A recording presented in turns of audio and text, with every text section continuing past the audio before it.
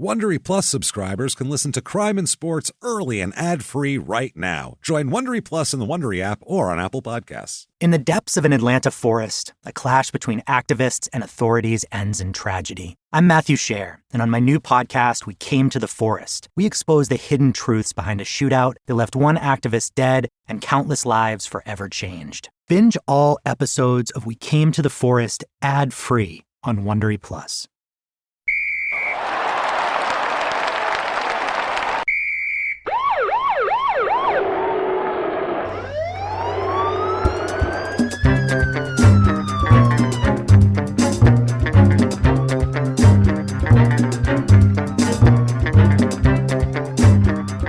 Hello, and welcome to Crime and Sports. Yay! Oh, yay indeed, Jimmy. Yay indeed. My name is James Petrogallo. I'm here with my co-host. I'm Jimmy Wisman. Thank you, folks, so much for joining us today on another crazy, wild, insane edition of Crime and Sports. This is episode 299. Oh, what does that mean? Next week will be 300, and this week is great. We have an awesome episode, but for the on the hundreds, we always have something a little crazy, maybe something extra violent, some murder. Always, you're going to get the wildest stories. Just to make it so. Just to give it a little oomph, you know what I mean? So there you go. We're going to do that for 3. It's crazy stuff. Quickly, before we get started, just want to let you know, we've just said it before, but I want to say it again. When you look at your feed, if you listen on Apple Podcasts, you're going to see a thing that you can subscribe for whatever to get the episodes early, and then you're going to see an episode on there that you can't click on. You're going to go, oh, that's a subscription only. I can't click on it. It isn't. It's literally, if you want to get the subscription thing that they have on there, the Wondery Plus, you can get the episodes a week early. That's all. Otherwise, they come out every week just like they always have in the same pattern. Normal. It's all good. Just otherwise, you'll have 1 week show in advance. That's it. That's it. Just the one. That's literally all it is. So it's up to you. I mean, it's all kind of relative to wherever you shift time. So no big deal. Just wait till next week and everything will be fine. You don't have to pay for anything is what we're getting at. We'll never be behind it. A new show will be there. Outside of Patreon, nothing's ever going to be behind a paywall. We don't do that. So it'll always come out. So there you go. Quickly, thank you for your reviews. They help a lot. 5 stars, whatever app you're listening on. Yeah. Shutupandgivememurder.com. Get your tickets. There? Oh boy, tickets. Jimmy, tickets, merchandise, too. Tons of new merchandise. Tickets to especially the virtual live show coming up May 5th at Small Town Murder. We're going to have a great time. You can get it for 72 hours after the May 5th as well. Join us. It's going to be a lot of fun. And also, it is. And Crime and Sports, there is one live show left this year with some tickets left for Crime and Sports, an actual Crime and Sports show. I'll tell you right off the bat, it's Daryl Strawberry. That's going to be your subject. So it's good. It's so much fun. Do that. It's in August in Sacramento at the Ace of Spades, so get your tickets for that. And Patreon, finally, the one thing that you do have to pay for if you want to listen to, but it's a bargain. $5. Anybody $5 or above, you get access to everything. Crime and Sports bonus episodes, Small Town Murder bonus episodes. So much fun. And this week, the fun doesn't stop. For Crime and Sports, we have The Secret Life of Tiger Woods. And this was, while he was the squeaky cleaniest guy there was, he was also doing all sorts of debaucherous, dirty shit with Perkins managers. It's hilarious. We talked all about it. It took a car crash for him to spread his legs for us. That was it and then it all came out. It all fell out of his spread legs. So there you go. Secret Life of Tiger Woods, what he was up to. And then for Small Town Murder, we have everybody's favorite, The Prisoner Dating Game. Yeah. All Violent Felon Edition. Jimmy picked. It's hilarious who he picked. You got to hear this episode. It's crazy. There was no good choices. Jimmy picked the worst of the worst, though, always, and I love it so much. 8 ringers, and somehow I found the hardest ringers. The hardest rings you could find. Patreon.com/Crime and Sports is where you get all of that, and you'll also get a shout-out at the end of the show, of course. Oh, yeah. And so they're coming and enjoy that. Patreon.com/Crime and Sports. Let's get into this, Jimmy. Okay, let's do it. We have a lot of craziness for you today. We are going to talk about Sebastian Telfair. Remember him? I know the name. You know him. NBA player. Hockey player. NBA player. Hockey player. Yes. He's a 6-foot-tall black dude from Coney Island who was a hockey phenom. It was really strange. There wasn't a lot of rinks around, but he made it work somehow. We'll get into it. Yeah, but I'm trying it in my head. He was on the I know Suns. him. That's why. Oh, okay. He was on the Suns, and he was on a bunch of teams. Blink? For a minute, yeah. But there was a documentary about him. There was a lot about him coming out. There was a lot of hype. Well, he came out the year he came right from high school the year after LeBron James, and it was they were 1 and 1A of these new high school phenoms. It was him and LeBron were the main thing. So we'll get into it. Sebastian Telfair, nickname of Bassy. I don't know if it's Bassy or Bassy, but it's Bassy. I guess Bassy. I don't know, but Sebastian. Don't like it at all. Well, Bassy. Yeah. There you go. Don't like it. It's Bassy. So Bassy. Somebody from New York. All I can hear is a crackhead screaming Sebastian. Now that's I was going to say. As my life goes. I was going to say it's going to be so hard throughout the course of this episode to not go Sebastian. Sebastian. Because if you've ever seen Dope Sick Love, that is those two are obviously the stars of the show. Well, that and the guy, all sweaters. I went to a paint store, and the guy helping me was named Sebastian. And as I ordered the paint, I go, "You ever seen Dope Sick Love?" And he goes, "What?" And I was like, "Watch it, and you'll see what I mean." Watch it. We have to do a bonus episode on that Life of Crime one too that we've been watching. It is unfucking real. It's like Did Dope you watch Sick, we'll talk. It's like Dope Sick Love if you got the beginning and end of the story too, not just that middle part. Much. It's the whole. It's crazy. So anyways, I think I like Dope Sick Love better because I'd rather imagine what happened. No, Dope Sick Love too is just such a slice of life. There's no music. Yeah. It's just like you're just watching it like there's a camera on the street. You're just like, whoa, this is. And crazy. them having zero self-awareness or in the moment realization of what the fuck they're saying. Yeah. And that's what makes it so fun and riveting because you're like, you don't realize you just said that? Nope. Sounds right in the haze that they're in. But a year in the life, they seem to know what they're doing. Yeah. And it's too much. It's a lot because you see it for 30 years. You watch people fall apart for 30 years. God. So all right, we'll go to Sebastian. Speaking of falling apart for 30 years, Sebastian, born June 9th, 1985. Here, so young guy, obviously. Brooklyn, he's from Coney Island. That is where he grows up. He is the son of Erica Telfair and Otis Telfair. Look at that. His dad was a Vietnam veteran Marine. Holy shit! So dad's going to be. That sounds pretty tough.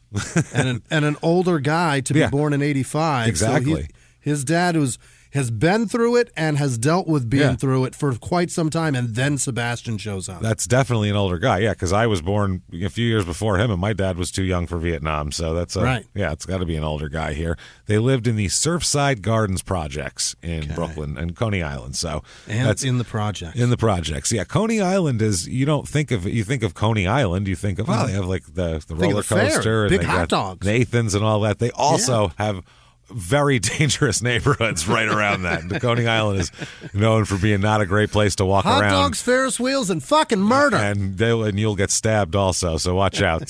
Stay in the main area of the theme park if you're gonna do anything. Stay in hot dog smelling distance. Otherwise, get the fuck out of town. He's Stephon Marbury's cousin. Is that right? So that comes up constantly. Stephon touts him, and then they have beef with each other, and then they're buddies again.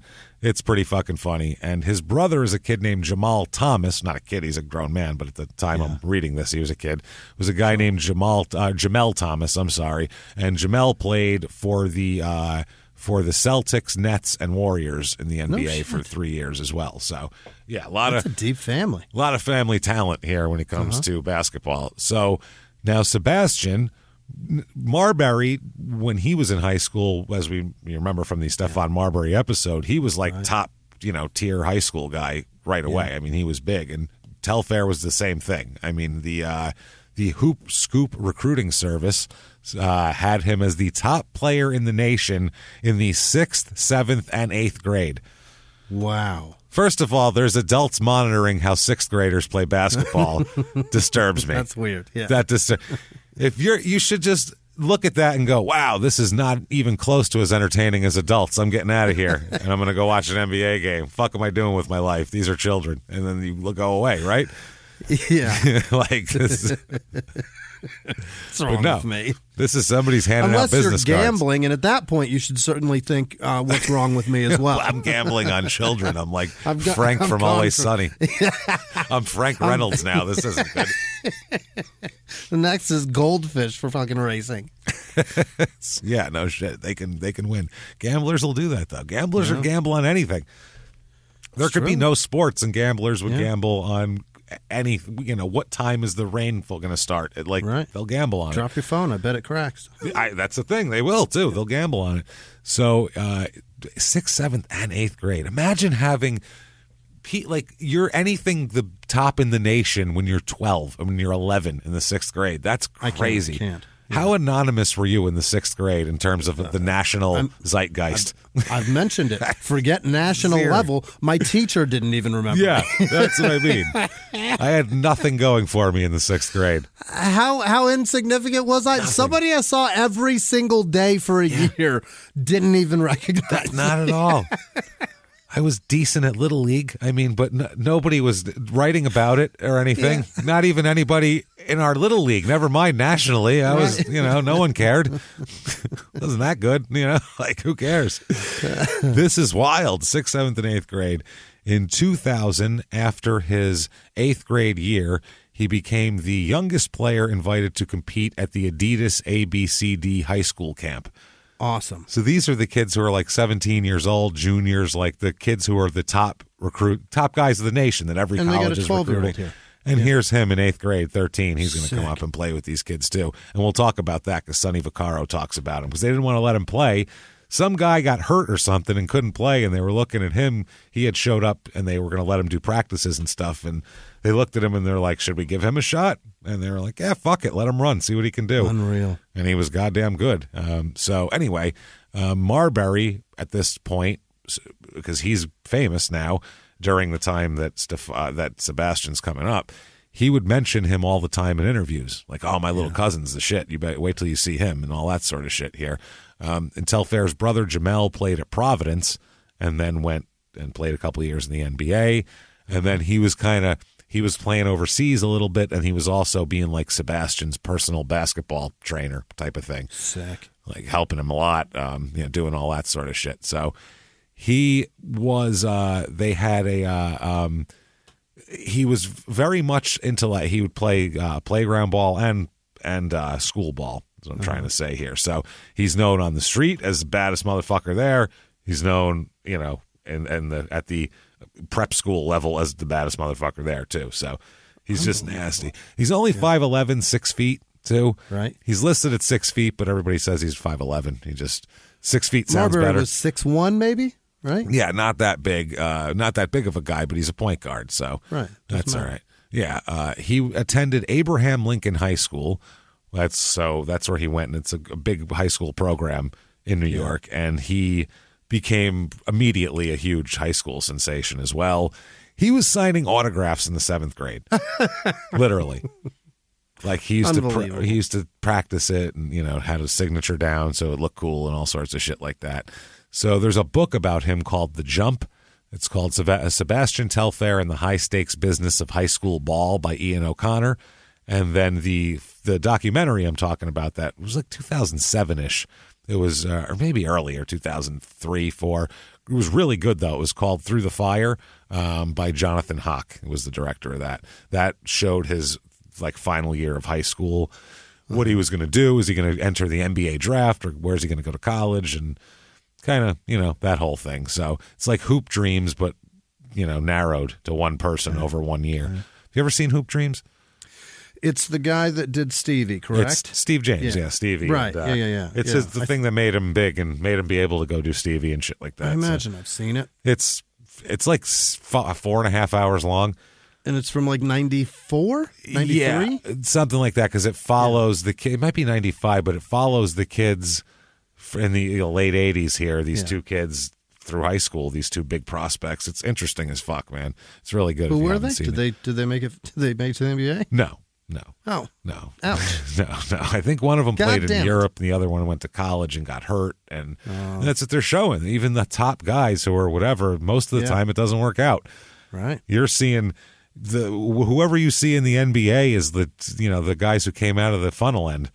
Yeah, a lot of guys went into the top, and only a few are dropping out of the bottom of that funnel. Everybody else is just in there. There's a filter in there. Yeah, it's like that with every sport. It's like that every goddamn sport.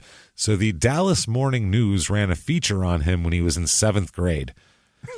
So Jesus Christ. Ever since then, he's had national prominence because there was this thing, though, then that because there was no following of Jordan until later, you know what I mean? Yeah. There was this like media frenzy to find the one that's gonna be the next whatever the fuck, and they wanted the documentary and the documentation of how great. Yeah. And the rise of this guy, but every one of them,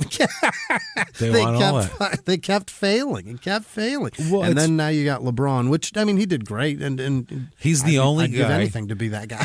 He's the only guy. Tiger Woods did it for until we talked about until our bonus episode. He did it, but otherwise, LeBron's the only guy who's under a microscope from that in team sports. In individual sports. It's a different thing because these tennis players, hockey players, they're 14 years old. The spotlight's on them. But I'm talking gymnasts, things like that. These team games that are a lot of money and a lot of pressure. Let's be honest here. With the NBA has a lot of pressure with all the money and all that sort of shit. So LeBron's the only guy who, and people don't like LeBron for whatever reason. That's fine. You don't have to fucking like him. I'm just saying he's the only guy who never gets arrested. He never fucking does it. All he does is score 30 a game all the time. That's it. Yeah, that's all. He's a great player. Granted, I don't like the way he scores. I don't like his game. He's kind of a boring guy. But yeah, it's not exciting. Well, because also it's not exciting because look at what kind of a physical. He's 6'8", 260 pounds of muscle. Like that. He's a ridiculous wingspan. Yeah. He's a train. Like you can't. He makes it look easy almost because he's so goddamn amazing. Like if Jordan had LeBron's physicality. Oh Christ! He would have scored 50 points a game, and he would have been every night. He would have been hurting people too because he was mean as shit. He's mean too, and he would have been hurting people. And physicality was encouraged then. In terms of like literally running people over. Yeah. He did it all the time. And LeBron's like Anthony Mason with Jordan's skill set. Like that's it's hard to say. And LeBron has all of that ability, and he has to play Stephen Curry's Stefan. Why did I say that? That's not his name. Stephen Curry's game with this like jump and flail and drag and try to get a foul. It's I hate the game now. I really do hate it. It's so painful to watch. It's not the same. To make this is a quick sidebar here. I hate that we did this. Sorry. No, it's totally fine because for the extra 20 points per game that everybody scores now as compared to like the mid 90s, I don't think it's worth it. No, I really don't. It takes so long to get it. I don't enjoy. I watch basketball all the time, and it looks like a fucking pickup game half the time because it's a huge outlet pass. It is maybe one pass, someone's firing up a three, and then they're running the offense off of the possibility of getting an offensive rebound. Like, you fire it up. If he goes in, great. If not, then we'll try to get this, and then that'll be our play. And it's like, what the fuck are you doing? That's not how... Yeah. You should probably try to get a good shot so you don't have to worry about getting the offensive board, because offensive boards are tough to come by. I'm just saying, if you watch, and also we're biased because we were kids and we watched it when we grew up there, but compared to other eras, compared to the eras before that, which people can glorify in nostalgia, I don't think there's a better era than I don't either. That 90s era, or the late 80s, even into the 90s. And the late 80s, kind of before my time with the NBA. But when I watched the film of it, I'm like, holy shit. When you watch the Showtime Lakers and all this crisp passing and this shit, and then somebody hits the fucking defense, it's so good. It's and so not good. just that, it's like the above the rim play of that time was unbelievable. The dunks, the alley oops. No one cares about dunks now. That doesn't happen today as much because it's not worth 3 points. That's why. Right. So it's true. It's true. Like the 3-pointer made the game so much more exciting in the early 80s when they put it in. The ABA's innovation of that really helped a lot, made it exciting. But then now it's like. That's all it is. It's almost like it's kind of killed it now because they did the math on it, and it's like, well, if we shoot all these threes and hit this many, then we'll have this much more points. Right. But that's not basketball. That's if we get 40% of them and they're scoring 60% twos, we'll still win. Yeah. What? Fuck you! Don't do that. Yeah, I get that the math works out, but I don't want to watch that. It's not. You can't cut a fucking promo for the NBA of just people raining threes. That's not. That's not a promo. It's just do you remember not that TNT promo? Yeah. It'd be like spin moves and passes and dunks, and then the ending cut was Gary Payton on a fast break, lobbing the ball behind his fucking head, no-look pass, and Sean Kemp drilling a dunk. And it was like, that's awesome. I was like, what? Yeah. And it's so awesome. And they don't have that. No. They do not have that today. No, they don't. And guys can do it too, because when that's not what the game is anymore. No. It's not. It's a different fucking kind of game. So Kyrie and James Harden are nearly obsolete when it comes to that play because you've got guys that are just raining threes. Also, they took away that bullshit where you jump into a guy when he jumps up. That was Harden's whole game, and they took that away from him. So that hurts. But him that's a lot. his jump shots and stuff. But his drives and his fucking layups, fouled on threes all the time. That's bullshit. That's what Steph Curry fucking Absolutely. does. It drives me rat shit bananas. Yeah. I hate him so much. He's very boring to watch. Yes. I mean, yes, it's when he would throw up like a 32-footer and it would go in. That's pretty exciting. But and that's the drawn up play. That's the play. Yeah, the coach calls that play from half court. What are you talking about? What the fuck is that? Why is that happening right now? Why are we doing this? Why are we doing this? It doesn't have not the end of the quarter. Why'd you shoot that? It doesn't have the excitement of the behind the back passes and this going on and all this shit and guys done. That was not fun to watch. Whatever. I don't know what the solution is. I have no solution. That's the game. That's the math. I'll still watch it, but I'm not going to enjoy it as much. That's all. I'll wait till the playoffs and then I'm in. No shit. So I can watch and my that's what I teams gotta fail do again. Now. Yeah, exactly. The Suns are going to be good this year, though, in the playoffs. Of course they are. Yes, just like last year. It's all going to win, and no problem. Yeah, and they're going to lose again because that's what they do. The that's NBA's number one team. This year they played fantastic. I watched 6 or 7 of the games. If they play like I watched them play, they have a staggering chance this year. We've said that. This is about the 14th year since I've been a Suns fan when I've said that in different years. Not consecutive years, but yeah. I'm telling you, this is the time. Nope. I'm telling you, they got a chance. Yeah. They always have a chance, Jimmy. They always have a chance. That's the problem. There's only 16 teams in this, James. And the Knicks, I just give up completely. I'm tired. I'm just tired. I love them, but I can't anymore. I just can't. If I want to watch the Knicks, I'm just going to go watch like a game from like '94. I don't care. I'm going to go watch Starks and Ewing and Mason and Oakley and watch the regular season because the playoffs suck.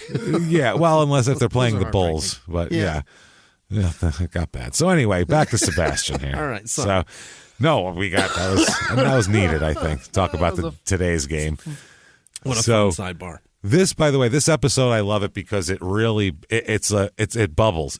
It's like water flowing downhill. It's getting faster and faster. The momentum, like everything starts out so good, and it just falls apart to where by the end of it, the pace of the falling apart is rapid and disturbing for Sebastian here. So everybody likes him. I mean, he is television. He's on TV. He's like I said, the Dallas Morning News does a feature in the 7th grade, all this shit. He's on magazine covers, as we'll talk about here. He's in high school hanging out with Derek Jeter and Jay-Z. What? Oh yeah, because they're New York guys, and Jay-Z's a Brooklyn guy, and Jeter plays for the Yankees, and it's it's insane. So I mean, Jay-Z's about to buy the Nets, so that makes sense. There is no way you can have a normal perspective on the world at this point in time for you. God, no. Your life has never been normal. The guy that's dancing on a yacht with Bun B is standing next to you. Next to you, right here. And then there's also a guy who's going to have like 3,800 hits standing right there, 3,700 hits, and there's a lot. And then he also plays baseball too. And then there's also baseball. No, I said 3,700 hits, not gift baskets. Grand slam. That's a different thing. He'd give out his gift baskets. I wonder how many he'd have to have those made. Are we getting a new shipment of gift baskets in? He's got a closet of them, right? He's got that's to. What He's I got to mean. have 6, 7 on hand at a time. He's got someone who's got like a constant order in. Yeah. We need another 60 gift baskets. He's been busy. Just in case a girl brings 4 or 5 girls with her. No shit. No shit. So anyway, like I was saying, Jamel went to Providence College for all 4 years, Jamel Thomas, his brother, but didn't get a lot of playing time and ended up not playing very much. Sonny Vaccaro, who is I don't know if you know who Sonny Vaccaro is. No. There's a 30 for 30 about him, actually. He's the guy who started sneakers being a big deal. He's the guy who first started giving money to college coaches for the colleges to wear Nikes. He's the guy who said you got to get Michael Jordan and make him your guy, and right? he's the kind of the architect of the Nike whole basketball thing here. That's all Sonny Vaccaro. So he's a big fucking deal in basketball, and he's the guy who also started and was in charge of all of these high school basketball tournaments. He was the one that did the Dapper Dan tournament, which was the one that was before the McDonald's All-American and the Adidas one and all that shit. So he's doing all that shit. So he said about Sebastian, quote, "Sebastian is the most independent. He's light years ahead of them in terms of being a thinker. Sebastian has a chance to be more than Stephon Marbury because he's the most lovable of all these kids. He's cuddly. He's different, but just gifted." That feels weird to say out loud, but okay. A grown man just called a high school kid cuddly. Cuddly, yeah. I don't like that at all. Like an older man who's got a heavy accent. He's like, he's cuddly. You know what I mean? He's just a cuddly guy. Stephon Marbury said, "I think the comparisons are similar, but he's a lot better than I was at this age." Oh. Yeah, he said he's so much further advanced, and that's from playing against top players because his class is tough and he's dominating it. So Telfair won the public school athletic league title as a 16-year-old. And that year he was also MVP at the ABCD Adidas camp, which was his second time he'd been there before. He was selected a third-team USA Today All-American, and that was one of only 3 underclassmen to make the team. Underclassmen, meaning not a senior even in high school. Right. He averaged, this was I think his junior year, 27 points, 5 assists, and 3 rebounds a game. Awesome. So he's just dominating. And this is against good competition too. Right. This isn't like a bunch of 5'10", kids who are, this is no joke. I'm just playing for something to do, Like right. I just want to keep in shape. Like these are all people who are all trying to play college basketball here. He also led the East team at the USA 5th Annual Men's Youth Developmental Festival. Mm-hmm. Developmental Festival sounds weird. Don't like that. That sounds very strange. Like it sounds like there's like a weird fetish thing or something. That sounds like a PC way of saying Special Olympics. No shit. The coach there said about it, this is his high school coach, said, "I don't want to mention anyone in the same breath with him. He's just Sebastian. There's no one in his company." Okay. Wow. The only person drawing more attention than him is LeBron James, but at that tournament he was out with a wrist injury. So Sebastian got all of the love. Oh, he got to showcase. Brilliant. He got to showcase there. Now, Sonny Vaccaro said this is the first time he met Sebastian Telfair. He said that he can still remember his movie star smile. Oh. He described, and he's cuddly too. Remember that, Jimmy. He's very cuddly. He's a handsome son of a bitch, isn't he? He's a handsome, cuddly, infectious smile and having bastard.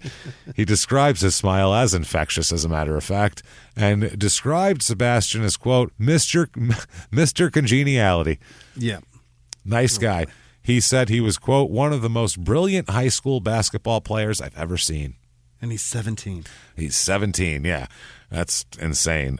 He said that the first time he came in and got to play in the Adidas game when he was too young, really, he said that the coach said he'd be fine with Telfair practicing with the team the first day and seeing how it went. And they told Telfair, come on, you can play. Sonny told him to come down. And they gave him a uniform and everything. And they said he was so happy to get a uniform. And Vaccaro says it was probably the happiest smile I've ever seen in my life. And Vaccaro loves him. They said that he spent a week running circles around all the older, bigger players. He was matched up against LeBron James at one point. This is when he was in 8th grade, and LeBron was a freshman. He's playing his same position? Just the way it came up in the defense there. And he was 6'6", LeBron at the time, and Telfair's 5'11". So, but they said he did really well against him, actually, and it made everybody go, wow, he's got spunk, that kid. Marbury said that he thinks he's going to go to the pros. He doesn't know if he's going to go to college. He said, quote, he's an NBA player. We're not talking about him making it or not making it. It's just whether he goes 1, 2, 3, or 4 in the draft. He's going to make it if he stays on this path. That's it, man. They're really projecting. I mean, he's a junior in high school. He might as well retire because it's all laid out before him. I mean, just coast. Can we just cut to the Hall of Fame ceremony and then I'll do like commercials and be like a GM of a team where I'll do some endorsement deals? Jay-Z's got a yacht out in Turks and Caicos I got to get to. I'm just going to hang out there, and we'll just skip all the rest. It seems like a lot of work just for no reason. I mean, it's going to happen. Everyone says so.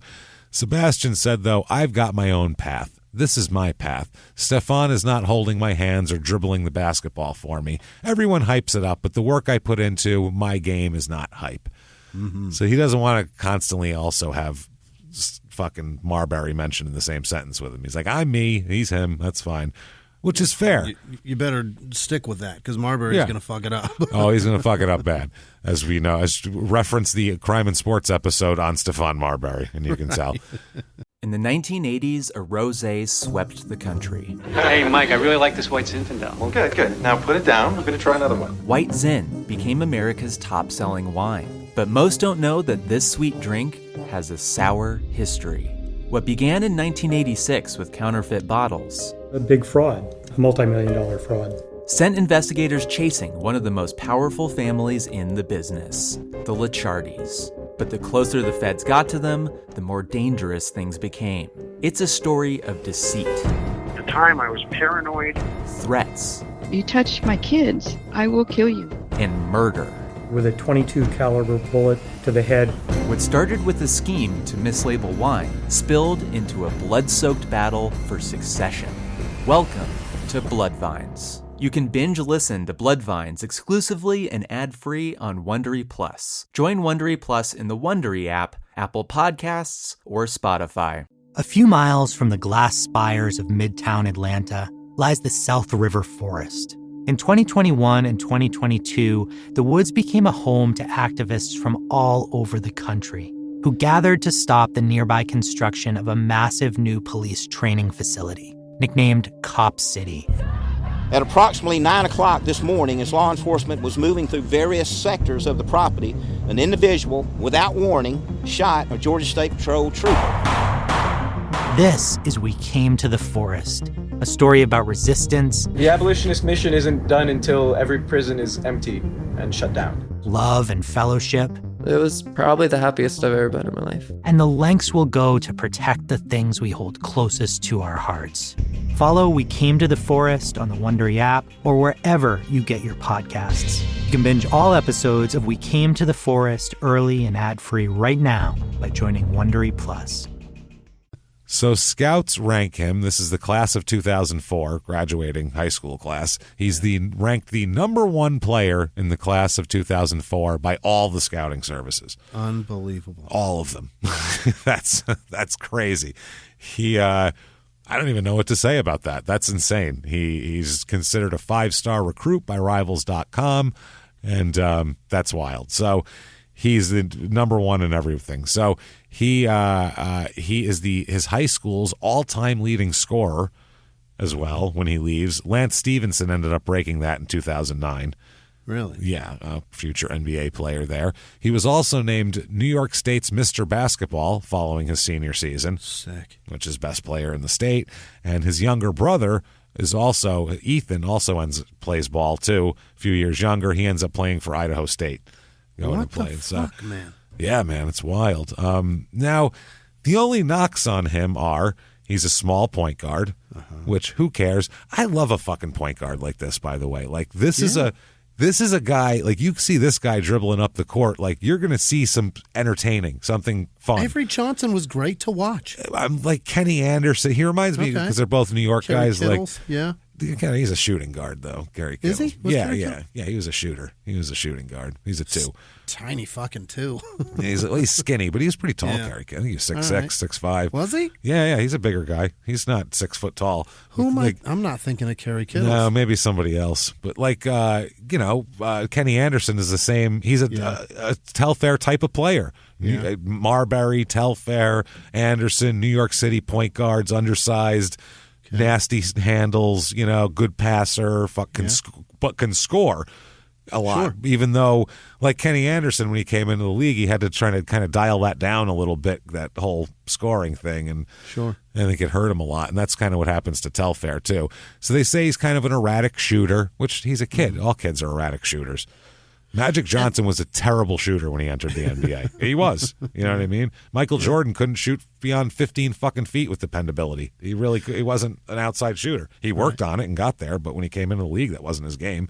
Yeah. That wasn't his thing. He's trying to make athletic moves to get to the rim. It's an easier shot. He was great at mid-range jump shots, but in North Carolina, they didn't have a lot of setup plays for you to shoot long-ass jump shots that didn't count for any more than the ones that were closer, because this was the early 80s. So,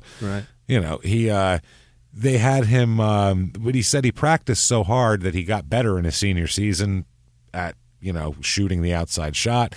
He worked out a lot and ate a lot, and he gained 27 pounds from his sophomore year to his senior year. Holy shit. So now he's 182 pounds, but solid muscle. He's not That's awesome. Yeah, so he's a tough little son of a bitch. An NBA executive at the time said that's what impressed me the most. He sought out criticism and responded to it. That's unusual, especially for someone so young with so much hype. Yeah, what am I not good at? Let me fix that, which is really good.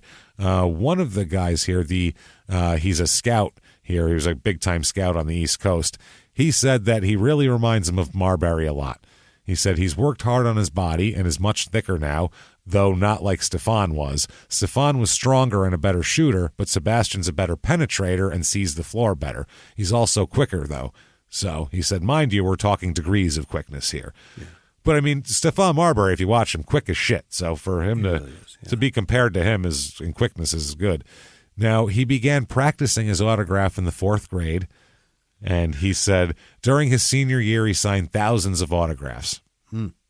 He said, I never imagined it would be like this, but it's been a lot of fun. Part of being a basketball player is being an entertainer, so I try to entertain. All right. Well, now he's got to decide, college or NBA? What are we doing, Stefan?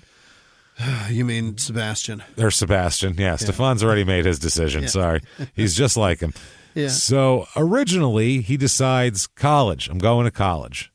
Oh, God. Now, he's going to be a one-and-done guy, but he's going to go. And he's going. He commits to the University of Louisville to go play under Rick Pitino. Go be a Cardinal. Okay, so he's going to go play under Pitino. And a year in college probably would have been good for him. Helpful. Yeah.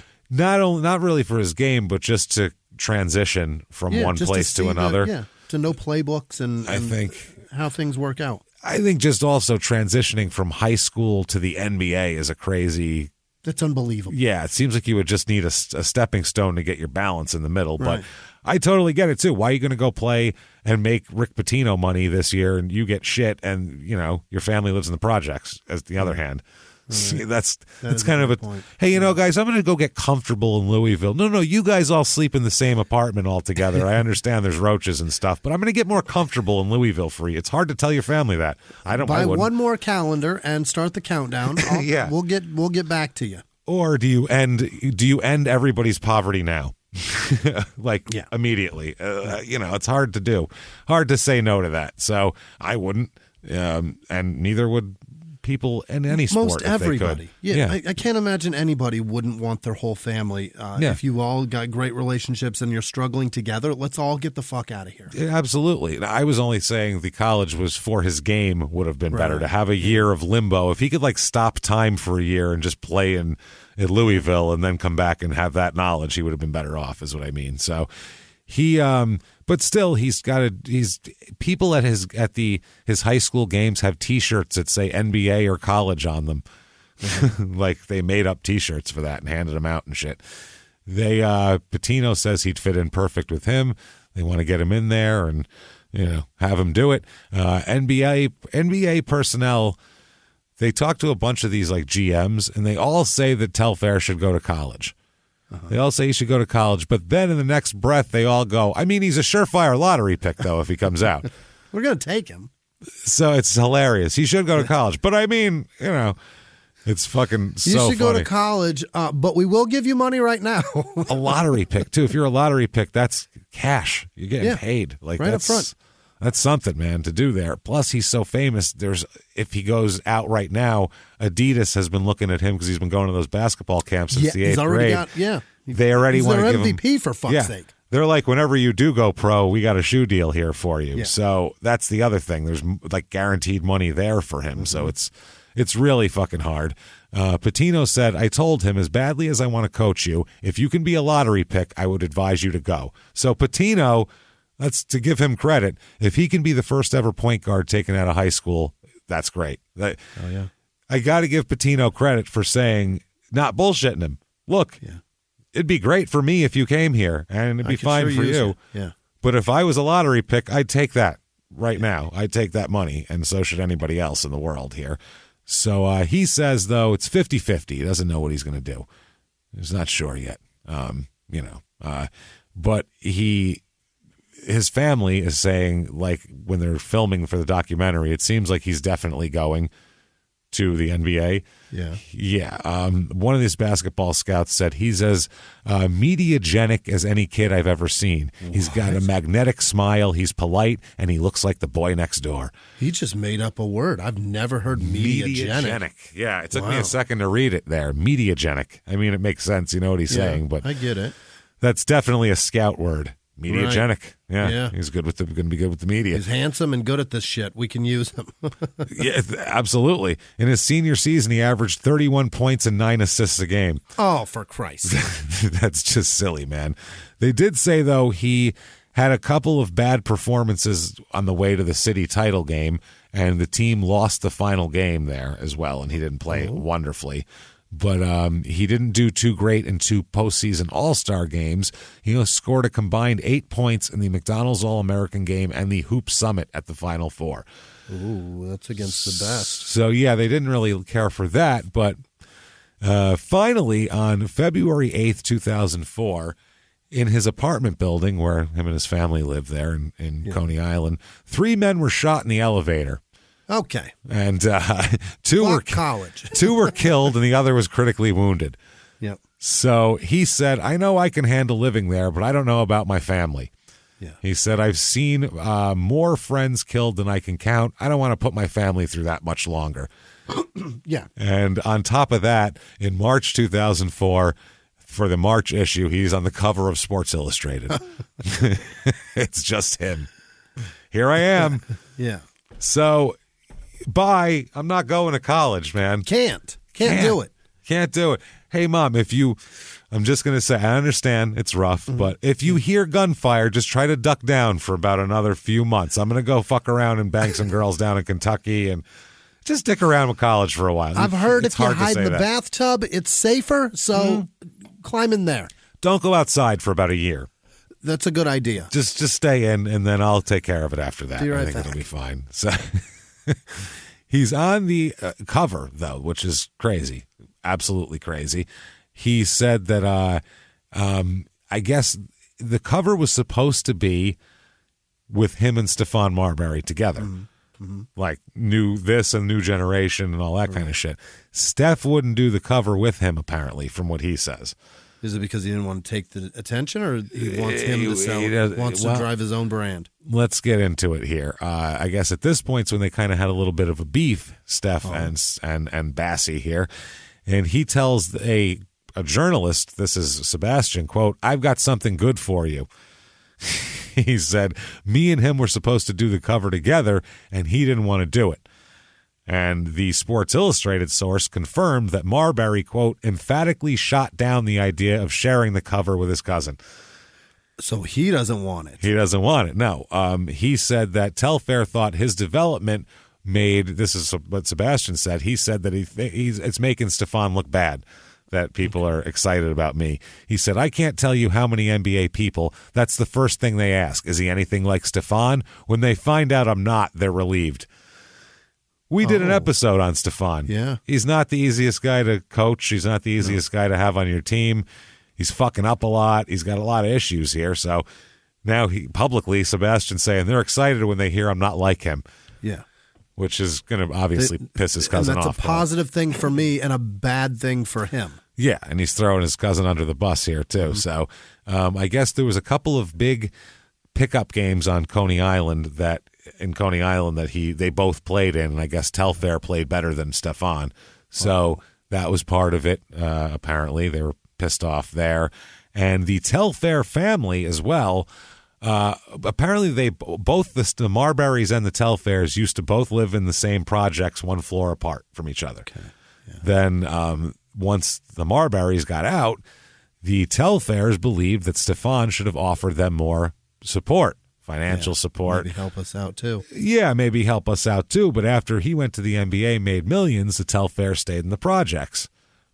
And so Marbury said, they asked Stefan about this. Hey, this is what Sebastian's saying. And Marbury said, quote, I'm not going to sound like them. I'm not putting myself out there. They will see soon enough. They will understand what the NBA game is really about. They think it's just money and cars and houses, and it's a billion different things you have to go through. They have no idea about this life. Forget about me having a big family. Forget that I take care of 25 people. They don't understand that. In regular society in this world, people work for their families. I have a wife, kids, a mother, a father, brothers, sisters, nieces, nephews.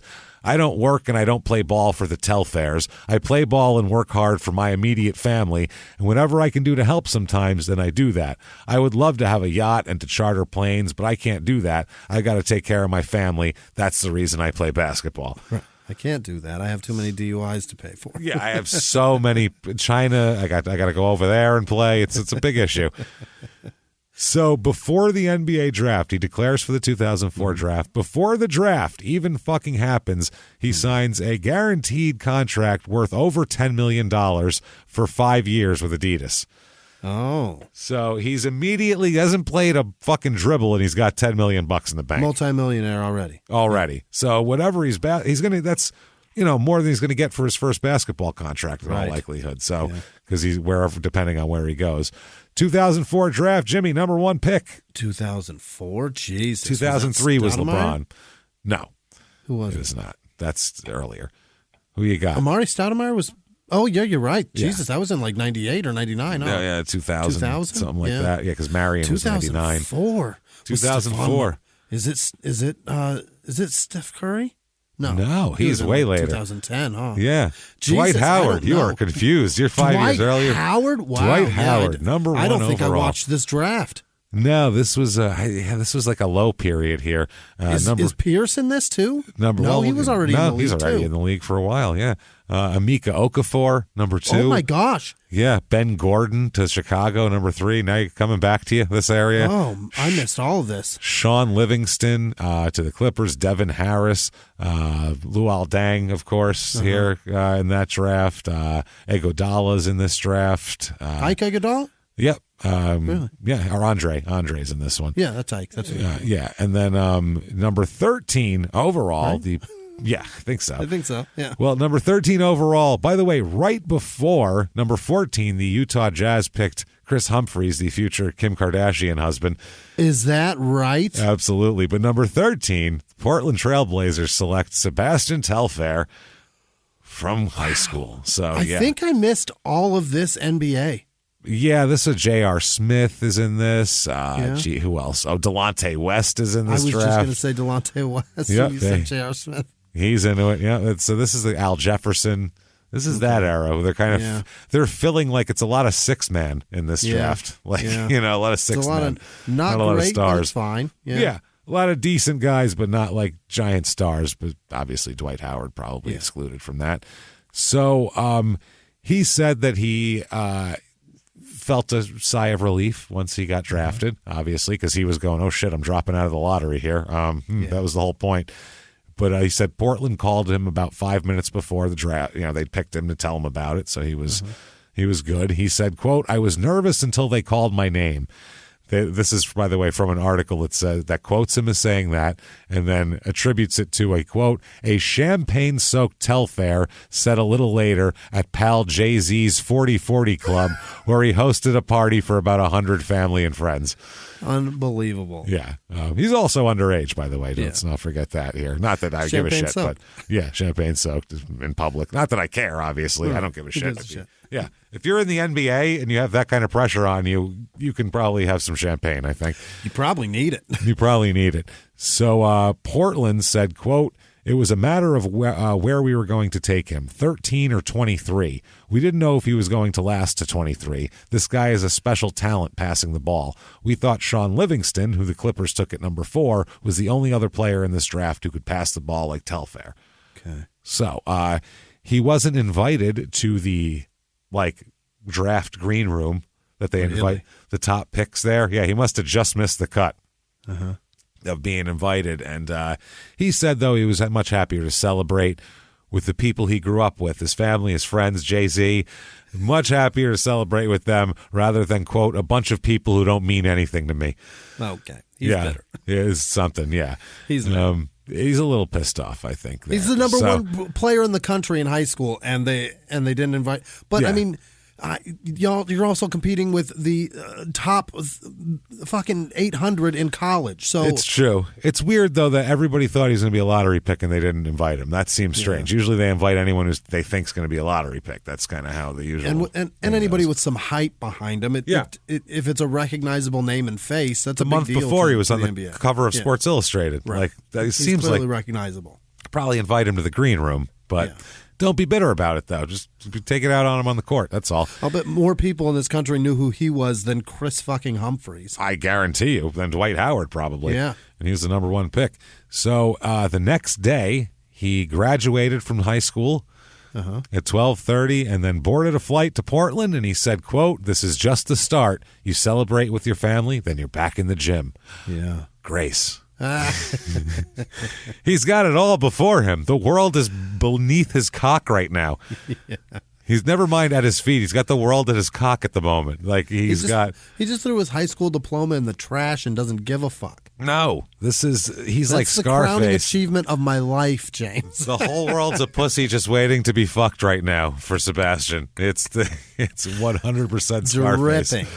Dripping. Ready to go, forming an orderly queue, as the in-betweeners would say. Frothing at the gash. Frothing at the gash. So 2004, 2005, he goes to Portland, and he's ready to go. And this is a bad team. Yeah. Coach fired middle of the season, all that sort of thing. Really? So, who was the coach? They had 2 coaches that year, Maurice Cheeks and Kevin Pritchard. Oh, Cheeks? They fired Mo Cheeks. Ended up being a coach? Yeah, he coached for a while. Team goes 27-55. Ouch. Jesus. Not good. Fuck. There's a lot of guys on this team that I didn't know were still in the league at this point. Put it that way. Who? Nick Van Exel, for one. Oh, wow. Did you know Nick Van Exel was still in the league in 2005? Until 2004. I didn't. You got Sharif Abdur-Rahim, Derek Anderson. Oh, my. Yeah, who else here? Darius Miles was still young. This is a who's who of 1995. Ruben Patterson, Zach Randolph, who was pretty young at the Theo Ratliff, who was still banging around, Damon Stoudemire, 10 years in the league. These are all 10-year guys. Yeah. Kind of a whole team of them here. So not a great team. And Sebastian plays in 68 games, starts 26. He, 19.6 minutes per game, so he's not only playing, not too much. He's definitely a backup. He averages 6.8 points, 3.3 assists a game. Yikes. That's not really that great. But that stinks. He's also 19 years old. Yeah, he's a kid. He does make $1,559,280 from the Blazers that year, and then makes a little more than that from the Adidas also. So he's made almost $4 million this year. He's all right. He's doing fine here. The Blazers did not make the playoffs, obviously. He says that he plans to go home and catch up with his family and friends on Coney Island. Don't do that. I'm going to break crime in sports rule number 3, and I'm going to head home for the offseason. And in year 1. Yeah, try to show everybody that I'm still the same guy I always was, because that's always a good decision. Yeah. No, guys, I'm not too good to hang out over here. No, I'm not it's better fine. than you. I'm not better than you. Yes, you are. You have $4 million. They're in the projects. Get out. Yeah. Yes, cut a check and fucking do go somewhere else.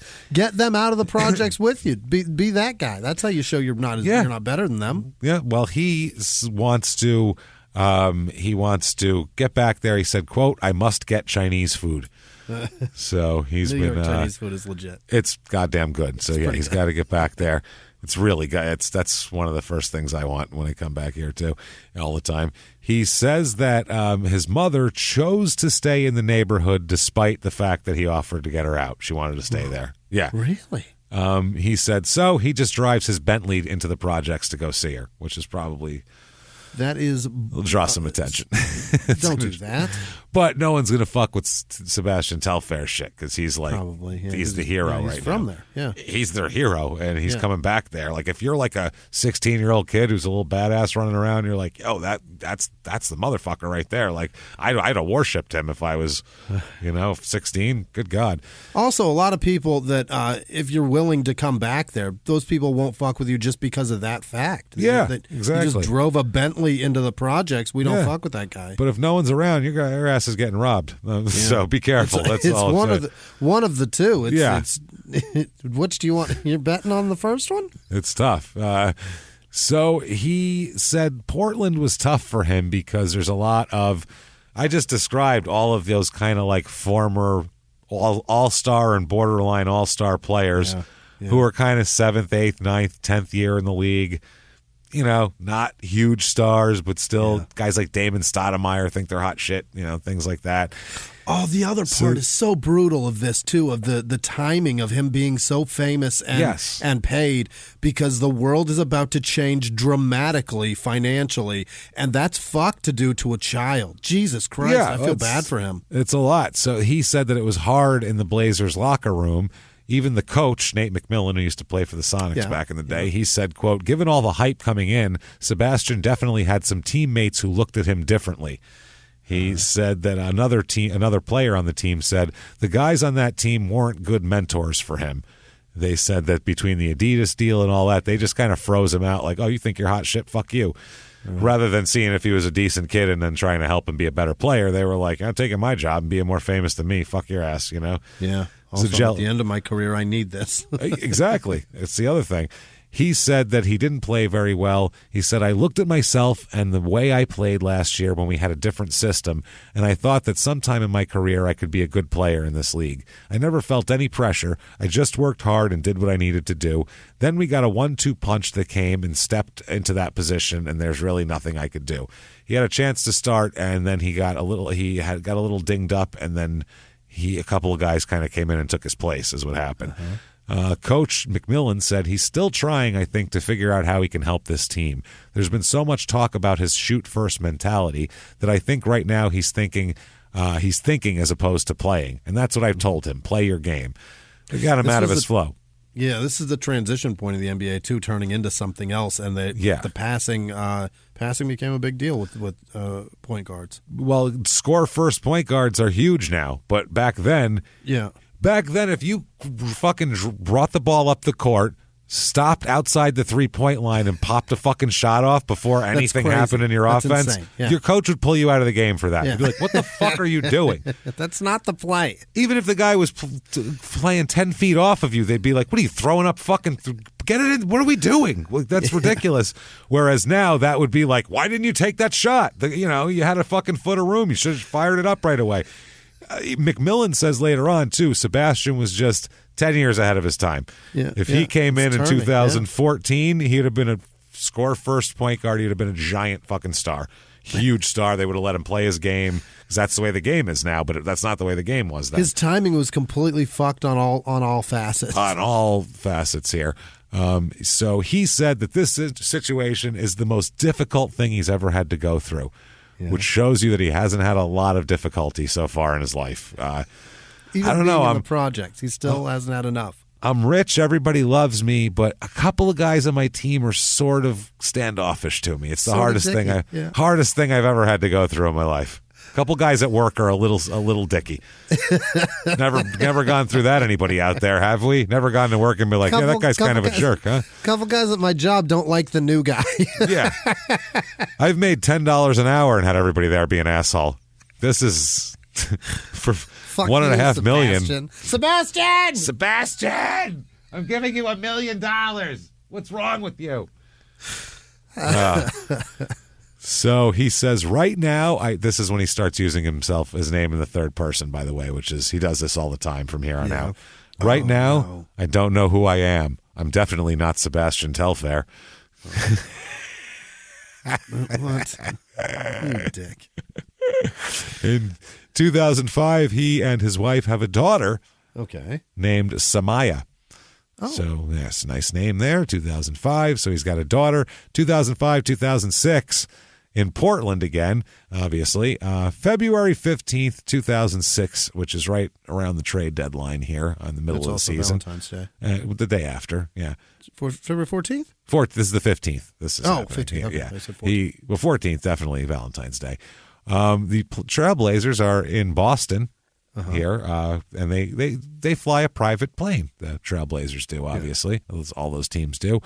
And on that private plane, which is sitting at Boston's Logan Airport there, a handgun is found. Oh, no. On the team plane in his shit. It's found in a pillowcase belonging to Telfair as the plane was being prepared for a flight from Boston to Toronto, so internationally, which you definitely... He's going to move that to Canada, but also his holster is a pillowcase? His holster's a pillowcase on the team plane. Who is going to, on the team plane, why do you need to be armed? Why do you need to be armed with a gun in a pillowcase like a mobster? Pillowcase. You're on the team plane. What if Damon Stoudemire makes a move? You're going to dip into your pillowcase? What do you? Theo Ratliff is a big guy. He's huge. I mean, you never know. Sharif Abdur-Rahim's pretty tall. He's a pretty tall guy. He's a good scorer. I don't know. Maybe he'll fuck you up too. And it's Sebastian's handgun. Oh, it's his handgun in his pillowcase in his shit. Idiot. Yeah. He explained to the local authorities here, who wanted to chat with him about this, that the gun belonged to his girlfriend, and he had inadvertently grabbed the wrong bag when leaving for a road trip. You know, the gun in the pillowcase bag I grabbed that we all have in our house. Grabbed the pillowcase instead of my Louis Vuitton. What? I keep a lot of my shit in pillowcases. I had a shaving kit I thought I was grabbing, but apparently it's a loaded 9mm instead. I apologize. My bad. I was gonna take it across an international border as well, because that goes over really well in Canada. I grabbed the wrong bag. Yeah. The pillowcase.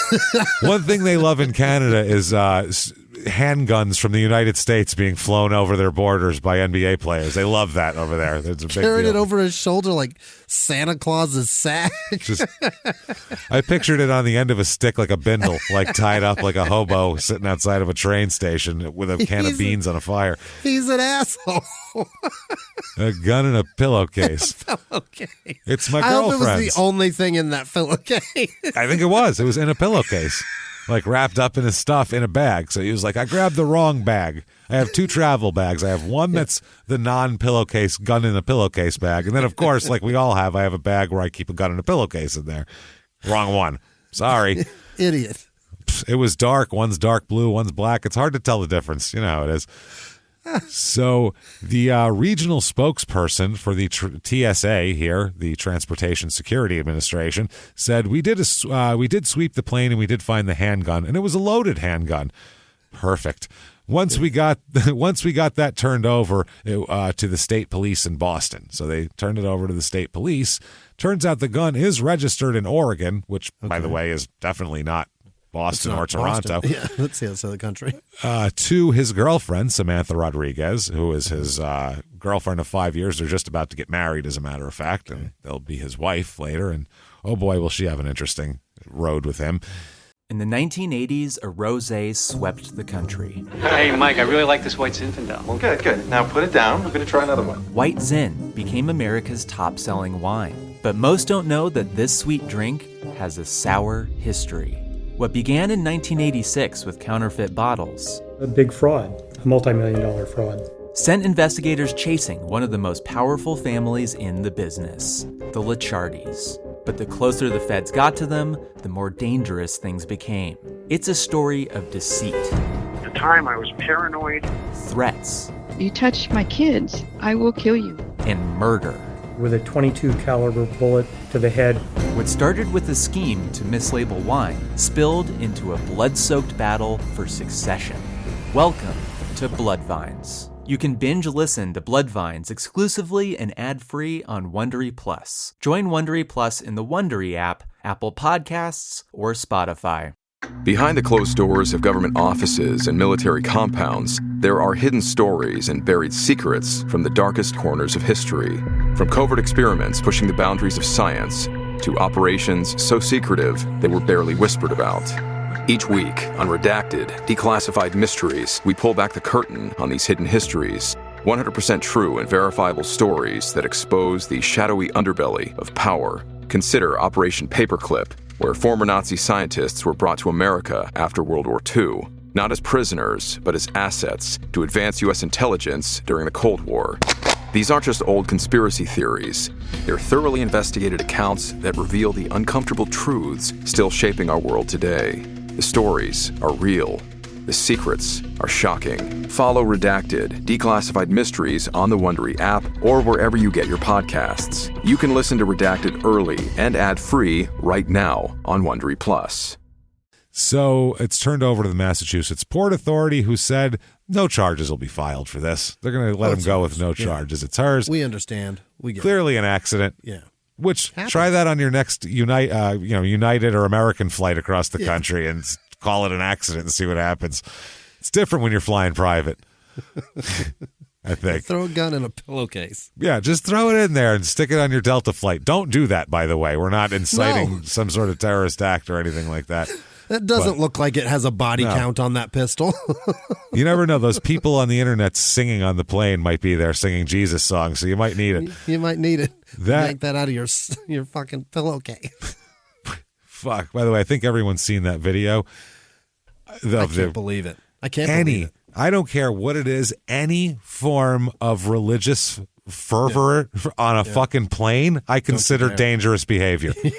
That's what I don't want to hear about 9/11 was about. It was about I don't religion. want to hear that's all. I don't want to hear about how you know that heaven's going to be wonderful and that you're going there. We're not going there now, motherfucker, because I'm landing in fucking Denver. So you sit the fuck down and chat about going to heaven later, because I'm not fucking, no talk of heaven when we get, none of that bullshit. I don't care how happy it is. Sit your fucking punk ass down before I beat you with my backpack to death. If I have to check my safety razor, you have to check your Jesus talk. Yeah. Like, what the Not fuck? Just anything. Any the plane is a non-religious fervor zone of any kind. I get that, a bunch of guys ruined it for everyone else. I understand, but it's fucking ruined, and it ain't happening. It's a metal tube of atheism today. I get worried. Yeah, we're all going to sit there. We are passengers on this plane right now. When we land, then we turn back into Christians and Muslims and Hindus and any other fucking thing you want to be. Any other thing you want to be. On the plane, that shit is silent. You have silent prayers to yourself, because if I see anyone praying on a plane, what the fuck are you praying about? What are you going to do? Where do you think? I'm worried about that. Yeah, I'm worried. I just go. I don't like flying. I don't. Any bit of anything anxiety-inducing behavior. No. Fucking knock it off. Stop. Knock it off. We're on a plane. It's enough. I'm already stressed out about this. Right. Stop. We're already doing the most anxiety-inducing behavior on the planet. We're not on the planet. We're spitting in God's face. To put it in a terminology you'd understand. We just hocked a loogie, spit it in God's face, and then you're going to fucking sing a song about it and dance on it. And he's going to make us plummet from the sky, if that's what you believe. Also, fine. You think he's in the sky. Look out the window. Do you fucking see him? Where is he? Button it. Not a word about him. Just shut up. So, I don't want anybody singing about anything on a plane. Here's what I want you to do on a plane. Shut the fuck up and put your headphones on. That's it. I don't even want you singing along to whatever fucking song's on it. I don't care dancing. If it's Joni Mitchell. Shut the fuck up. I don't want you bringing weird food on that I have to smell. This is a communal environment where we're all doing a crazy, dangerous thing. Everyone shut the fuck up and sit still as much as you can. Get up if you have to piss. Otherwise, sit there until we land. Period. Don't even ask me if I'm going home. Yeah. The answer's probably no. What do you care? I don't want to hear it. What do you give a shit? Shut up. Sit there. It's going to be my answer from now on. Yeah. What do you care? What do you care? For what? How does that affect your day? How's that going to help you? How's that going to help you, Annie? We're defying gravity. Shut the fuck up. Yeah, shut up while we defy gravity, please. So, Jesus Christ. No charges will be filed here. Yeah. Nate McMillan said that Telfair is going to continue to play for the team. He said, quote, everything is checked out as far as the Boston authorities and what happened. He says, this is McMillan again, it was a mistake. I'm sure he's embarrassed by the situation. There's nothing he can do about it now except to make sure that he's aware where his weapons are. He's fine. He's okay. In a situation like that, I think it was smart of him not to carry the thing around. He didn't want to carry that thing around, so he never did. We do Didn't bring an opportunity to carry it around. It's in a fucking pillowcase on the plane. He said, we do have security with us, and he should make them aware of situations like that. If he's packing heat, probably. He has security, and he brought a pistol? Well, the team has security they walk around with. So, yeah, why do you need a pistol? When you're with the team, you don't need a pistol ever. You're on a plane, then the team takes you on their bus to the hotel, which the security has you here. Then you get on the bus, you go to the thing, and then that's all security. It's all security. You're covered in security. Your well in hand. If you whipped out a gun and started firing off shots at something, it would be crazy because there'd be people before him to do that, where that's their job. You've stayed in hotels with players staying in them. Yeah. When they enter the hotel, shit is blocked off. You can't get near it's anybody. A whole separate. We got out of a show, and I was ready to go to bed, and they would not let me up to my room until the fucking Timberwolves went up to theirs. Yeah. What the fuck is this? Yeah. I'm tired. I don't give a fuck about them. Yeah. I'm not their autograph. And also, too, what am I going to try to rob that 6'8" motherfucker over there? Look at me. I'm tired. 5'8". And I'm tired. And that's a stretch, by the way. But I'm standing here before you in shoes being 5'8", and I want to go to sleep is what I'm getting at. So please. I've got some rubber beneath my feet, probably bumping me into it. Oh, I love it. But I want a bed. I don't even want to be on my feet. I don't give a fuck what jersey they wear. I don't care about them. Let me get me out of the way. Pretend I'm a trainer or something. Let me go. But I'm not allowed to do anything. So he doesn't need a gun if they're doing that to me. No. Well, and the coach here went on to say they are well aware they can't carry firearms on the plane. Obviously, that is something bigger than the organization. The league is involved in that. He said, whether you're doing something with the NBA or whenever you're doing something with the NBA, you can't carry any type of weapons, whether they are guns or knives or anything else when you're doing business with the NBA. No shit. The team fined him an undisclosed amount for violating team policy or whatever. And, no one gives a shit, basically. They said he's apologized profusely, but he knows he must be held accountable for his actions. So they fine him like, $1,000 or something. If he's held accountable. So he's trying to figure out the league is what he's doing. He said he lost a little bit of his swagger in his rookie year because he doesn't know what he's doing. And it was humbling as fuck. Yeah, that's what I'm saying. He said, quote, it changed my mindset a little bit versus coming in and playing with confidence and having a little edge to yourself, being a little cocky, which is what you have to be in this league or if you want to be competitive at a high level. People were saying, oh, maybe he's not as good as we said and all that kind of stuff. That plays a role in how you think, the mental part of the game. He said, I had to learn the game. When I started, I didn't know how to play the game, meaning coming from New York and Lincoln High School, they really don't teach you how to play basketball, especially in public school.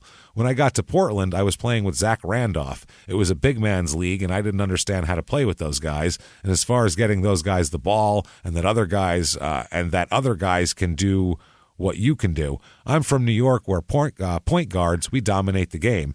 And I thought I was the only one who could do that. It took me some years to understand. Yeah.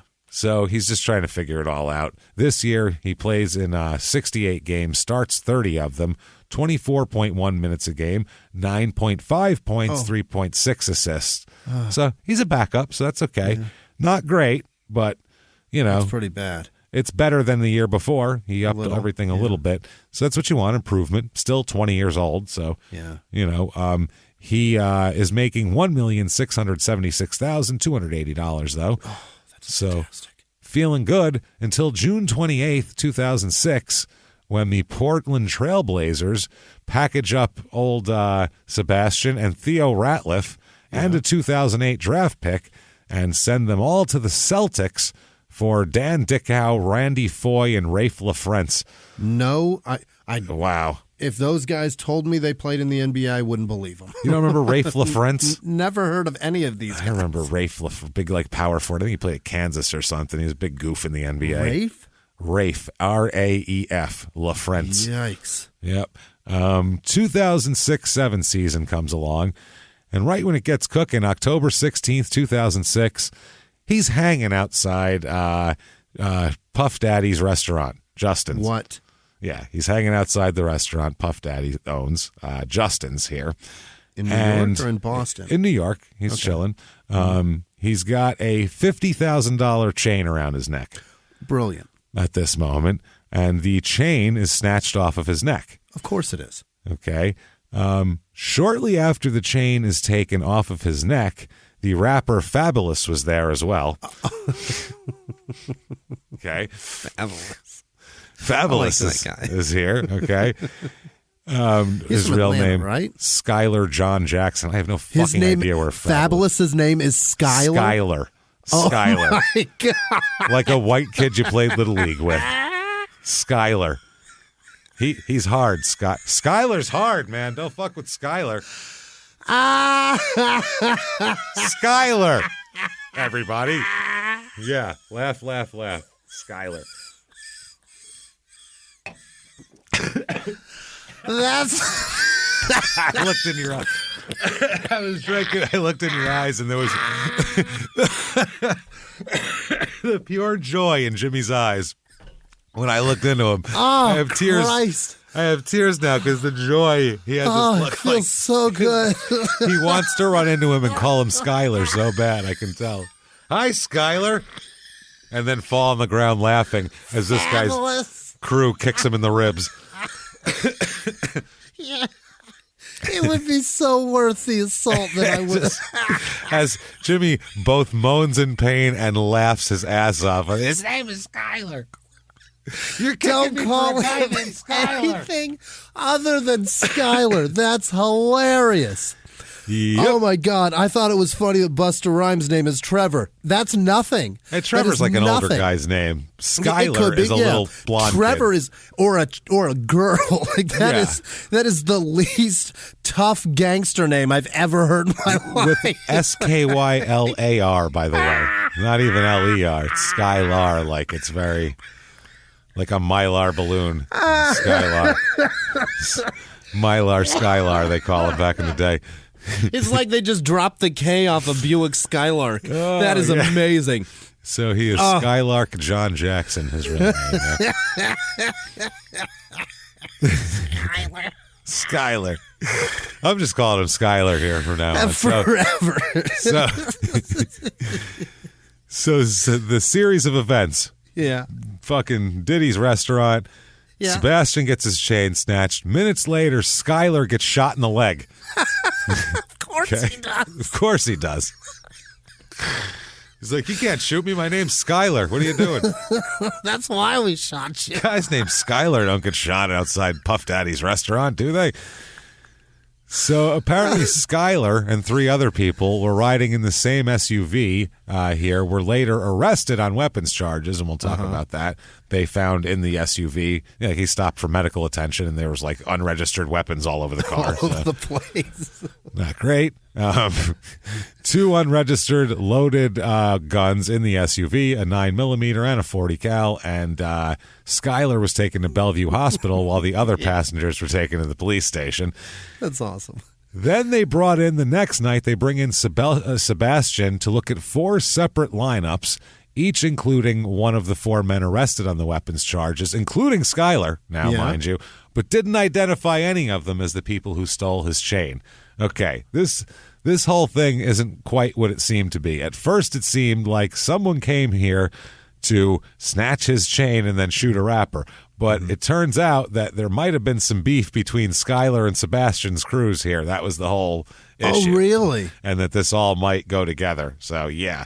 But no one's talking is the thing because they're all involved in it. So the police here said this is the quote, Sebastian Telfair has told us he was the victim of a robbery outside Justin's on Monday evening and left the establishment immediately thereafter.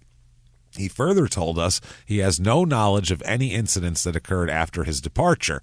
He provided what information he has to the New York City Police Department. The police have indicated that Sebastian has fully cooperated with all requests regarding the investigation. That's his legal team putting that out.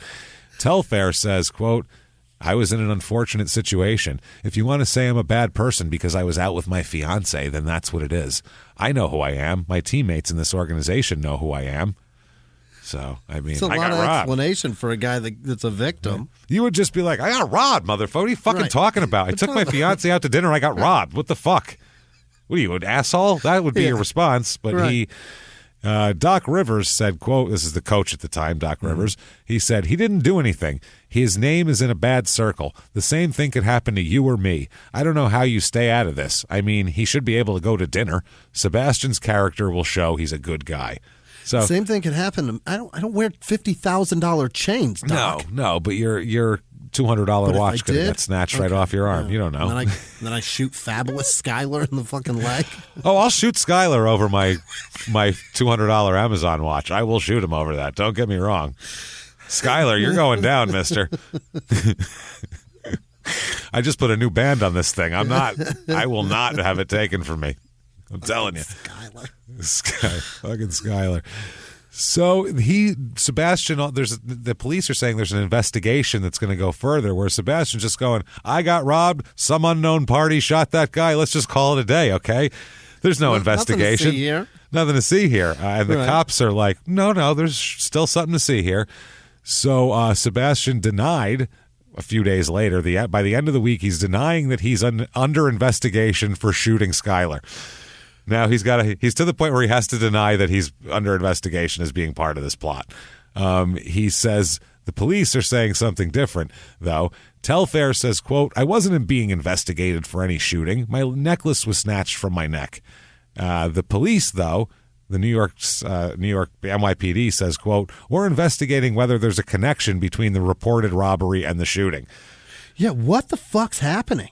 The police think one of Skylar's crew snatched off Sebastian's fucking necklace. Sebastian made a couple of phone calls. 10 minutes later, they're firing fucking shots at Skylar. That's what they think happened. Yeah. I mean, he grew up in Pierre. He's got plenty of connections. If one thing that you have, if you grew up around there, is you have somebody to take a shot at somebody for you if you needed to, especially if you're like the most famous guy they've ever met and ever will meet. Skylar hasn't had an album in a minute, so he's probably out there boosting shit for money. Who knows? But that was a big thing. People snatching chains was like a big thing of like, it's a disrespect thing. Like, I got this guy's chain. It's like it's like you kidnapped something from him. It's a different thing. Yeah. So the New York Daily News reported that the surveillance video captured two members of Skylar's entourage robbing Telfair. Oh no! So this plot thickens. Yeah. It was Skylar's crew. And the paper sources claim that Telfair saw the men inside the club and made a phone call on his cell phone. And then the security camera reportedly captured the shooter leaving in a gray car. So their thing is definitely saw Skylar's boys take his shit. Sebastian sees them, makes a call, takes off. A few minutes later, a car comes, is shooting at those people for seemingly no reason. So the chain snatchers. So it doesn't look good here. It looks bad for everybody. But apparently there was a number of 911 calls. One witness took down the make and license plate of the SUV leaving the scene. But apparently there was, and that turned out to be Skylar's SUV, where they found their unregistered weapons. Problem is, nobody will say shit, so it dies. Dies on the vine because no one says anything. No one will talk. Everyone's going, I don't know. Telfair's hard as fuck. I don't know. Oh yeah, no, he's fucking hard. Yeah, he's he's not saying shit. Yeah. So he'll get it back on his own terms, kind of a thing.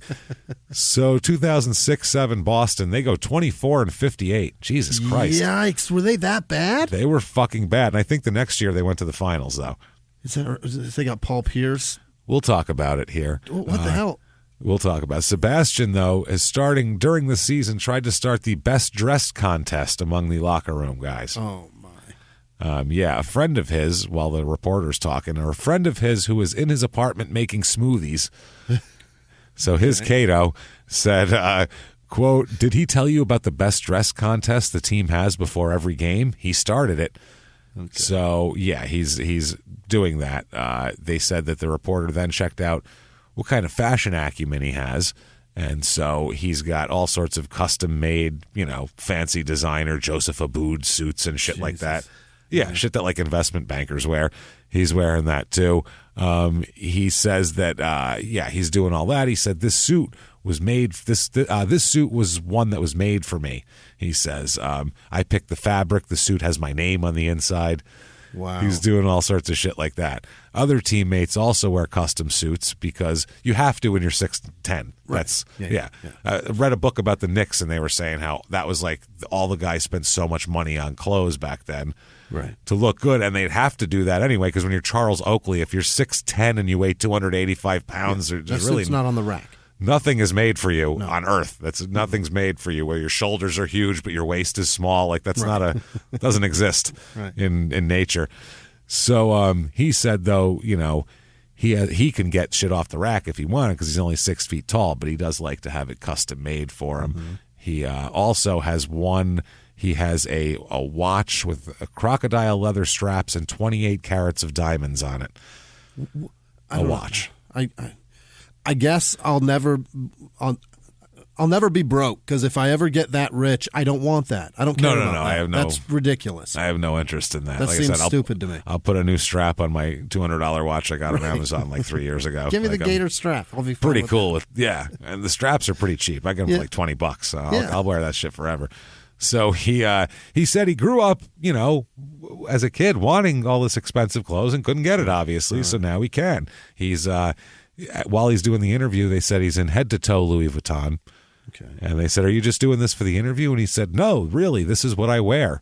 That's how it is. He said, those guys would love to wear these designers, but if you're 6'8", you're not getting into a Louis Vuitton shirt. So he said, that's why I win the best dress, because I can fit into the shit that they can't get.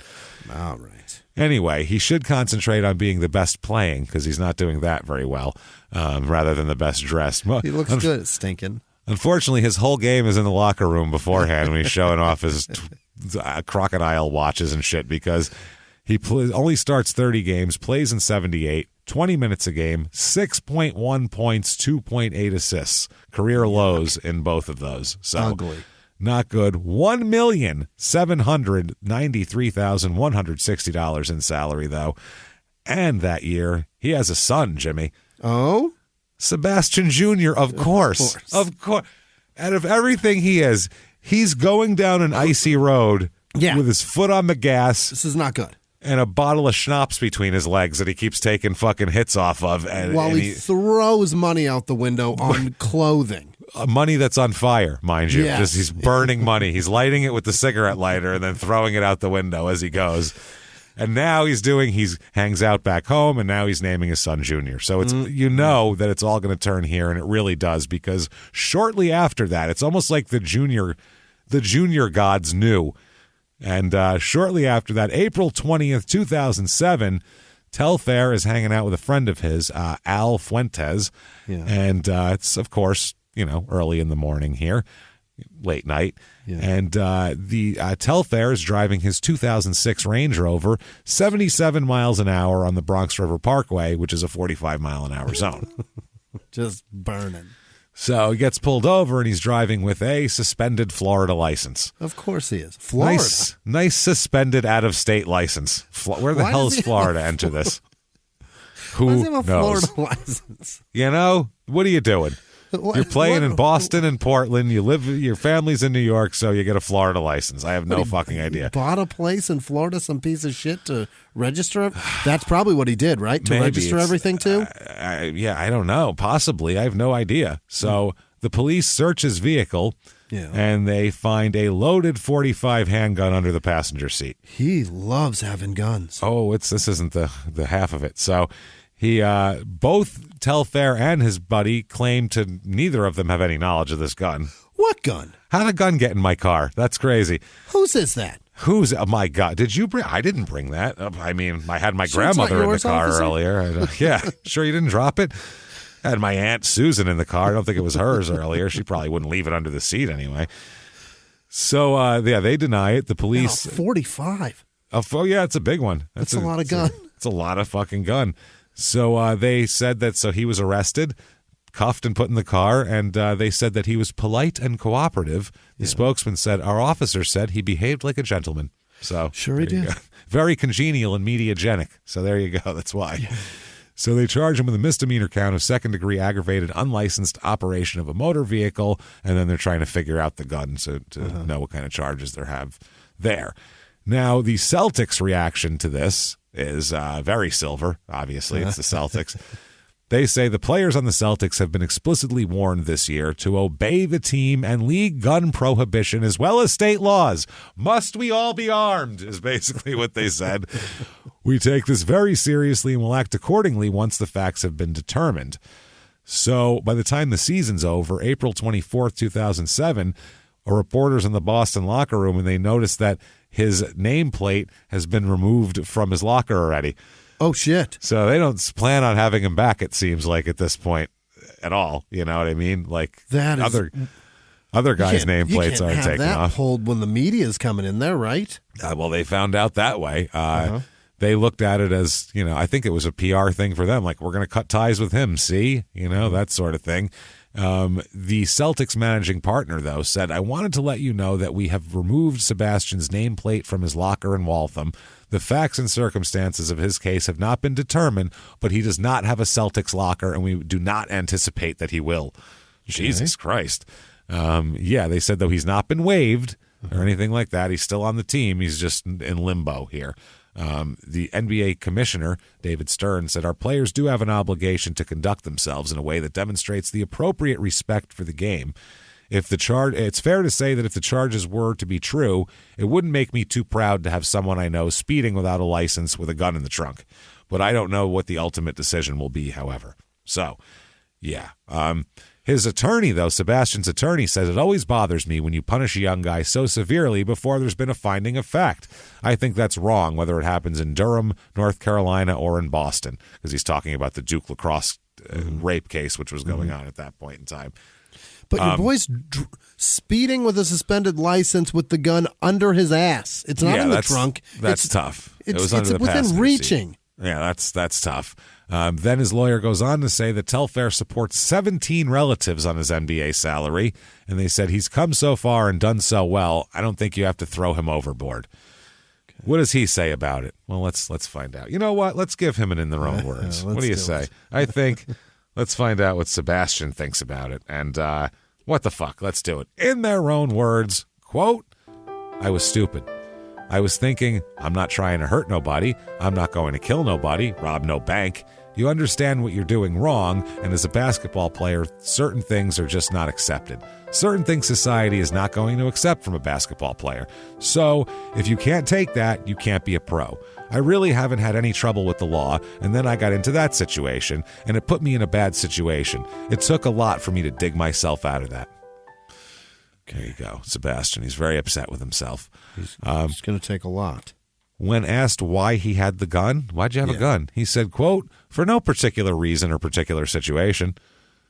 No, none. He said, "Just having it, being dumb.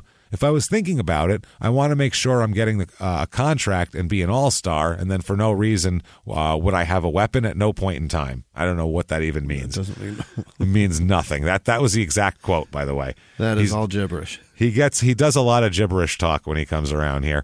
They said, "Does this have an impact on your life, the arrest?" And he said, "I learned a lot from it, but I could have done without it. I didn't get much out of that other than playing for a lot less money than I should have and ending up not getting in better situations as far as teams that would want you. It follows me around. I kind of ruined my career with that. It was a bad move all around, but I don't beat myself up about it too much. If I was beating myself up about it too much, I wouldn't be sitting here right now." He says, though, "I look at situations like that," he said, and talking about guys who have been successful, and he said, "Maybe it's Rondo that goes in that trade instead of me, and I would have had the chance to play with Paul Pierce, Ray Allen, and KG. I look at situations like that also." He said, you have to trust the guys on your team, and they have to know that you're being professional.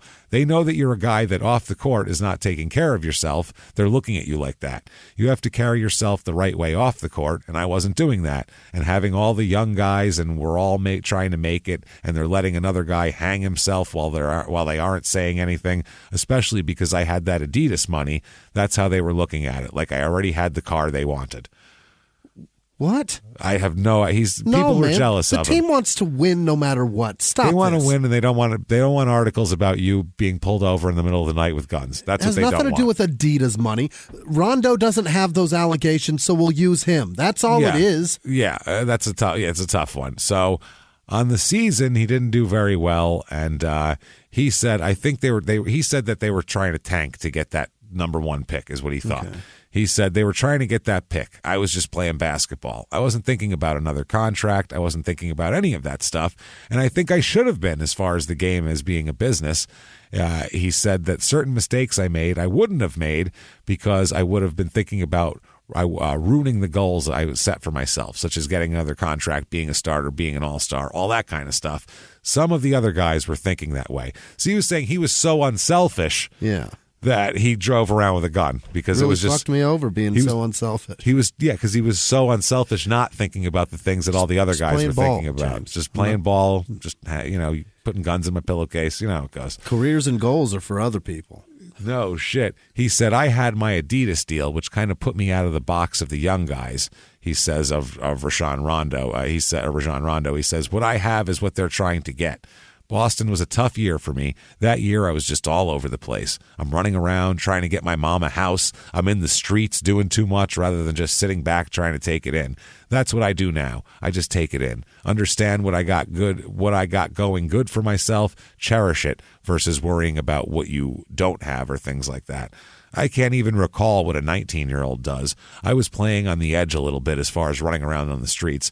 I just know at that time I should have been thinking different than what I was. Yeah. Wow. Okay. Now he's still in the mindset that he has to hustle. Yeah. Like and has to be in the streets and be seen as the pinnacle of the hustle. That's not it, dog. No. That's the you don't thing. have to do. Nobody. People see you on TV. That's the pinnacle. That's the pinnacle. If you are unattainable and untouchable, like you can't be in my space, that's pinnacle. I've still to this day never been in the same room as Shaq. You know what I mean? He hustles much harder than me. A lot harder than us. That's pinnacle. Although we did outsell him when he was DJing across the street from us. We did outsell him on tickets. I was 500 feet probably from him, stage to stage. With more people surrounding me. So there you go. So we got that. Take that, Shaq. But he's never seen me on TV. No. He didn't know that was happening across the street because we weren't important. No. Or still aren't. That was like a month ago. So July 31st, 2007, traded by the Celtics with Ryan Gomes, Gerald Green, Al Jefferson, and Theo Ratliff, and some picks to the Timberwolves for Kevin Garnett. Oh, so they got him through that, huh? They got him for that. Yeah. He's followed Theo Ratliff everywhere. It's him and Theo. Him and Ratliff for the package deal. Now, with the Timberwolves, he signs a 3-year, $7.5 million contract to remain with them. So they sign him up there. Timberwolves 2007-8 finished 22-60 that year. Okay. Terrible. God awful. Just bad. They love putting him on shit teams. They aren't setting him up for success. No, he's always on bad teams. 60 games he played in, 51 games started, so that's the most ever for him. 32.2 minutes a game, career high, 9.3 points a game, 5.9 assists. Oh, no. So not terrific. Makes $2,562,426, though, that year. Okay. September 2008, he pleads guilty to criminal possession of a weapon from his being pulled over, and he receives, you, sir, may fuck off, 3 years probation. From New York State. From New York. And then also the NBA gives him a 3-game suspension following the guilty plea as well, because that's in their deal. 2008-2009, the Timberwolves go 24-58. Oh, God. They are so wow. bad. They shit-can their coach, because it's the same coach as last year, and Kevin McHale comes down from being their executive to coach them. I remember that whole thing. So he knows what he's doing. Yeah. That year, Sebastian, keep in mind, he is 23. He's feeling washed up at this point. Guys used to not even come in the league till now. He is Think a about baby. That. Tim Duncan was this age when he got drafted. Wow. Like he was in college for this and shit. this guy's, he's already had fabulous shot. Yeah, he's already had one pumped into Skylar's leg and had his chain snatched. This year, 75 games he plays in, starts 43, 27.9 minutes a game, 9.8 points, 4.6 assists. So he can't break that 10-point barrier. He makes $2.3 million though, so there's that. July 20th, 2009, though, he is traded by the Timberwolves with Mark Madsen and Craig Smith for Quentin Richardson. Really? To the Suns? To the Clippers. No, this was to the Clippers. Quentin Richardson played for the fucking Clippers? Well, that's July, and then February 2010, there was a 3-team trade after that where, here we go. The Clippers, traded by the Clippers to the Cavaliers. The Cavaliers traded Ilgauskas and Emir Predzelic, some shit, and a 2010 first-round draft pick to the Wizards. Here. Now, the Clippers traded Al Thornton to the Wizards. The Wizards traded Antoine Jamison to the Cavaliers. Wow. And then the Wizards traded Drew Gooden to the Clippers. Okay. That's how this worked. Okay, that was that deal. So, this year he plays in Cleveland and L.A., both. Okay. Doesn't do well in either one. He averages under 10 points a game again. Makes $2.5 million, though. Okay. That's July 26, 2010. So this is 5 months after he got traded. He's traded again. Oh, no. By the Cavaliers with Delonte West to package him up with Delonte. Back to Minnesota.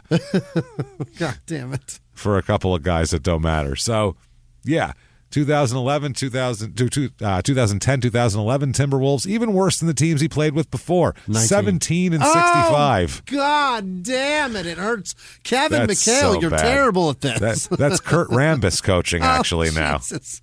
With his fucking glasses. So, this year, he only plays in 37 games because it's a mid-season thing. But I think he got hurt that year, actually. 19.2 minutes a game, 7.2 points, 3 assists a game. 17 wins. $2.7 million. Oh, Jesus. God, that's amazing. I want to mix all those numbers up in a hat. Jesus Christ. 2011, 2012, he's a free agent for a while here. Yeah. And December 9th, so the season already started, 2011, he signs as a free agent with Phoenix Suns. Okay. So they go 33 and 33 that year, the Suns. Yuck. One of the mediocre years there. He was so bad in the beginning of the season that he got fucking pushed away from even being the backup. Because the season had already started. Wait a minute. 33 No, 33. I think there was something up with the shortened? season that year. Yeah. It must have been some kind of labor stoppage or something for a minute or some shit. Because, there's... That's 66. That doesn't work. No, everybody's records are short that year on the deal here.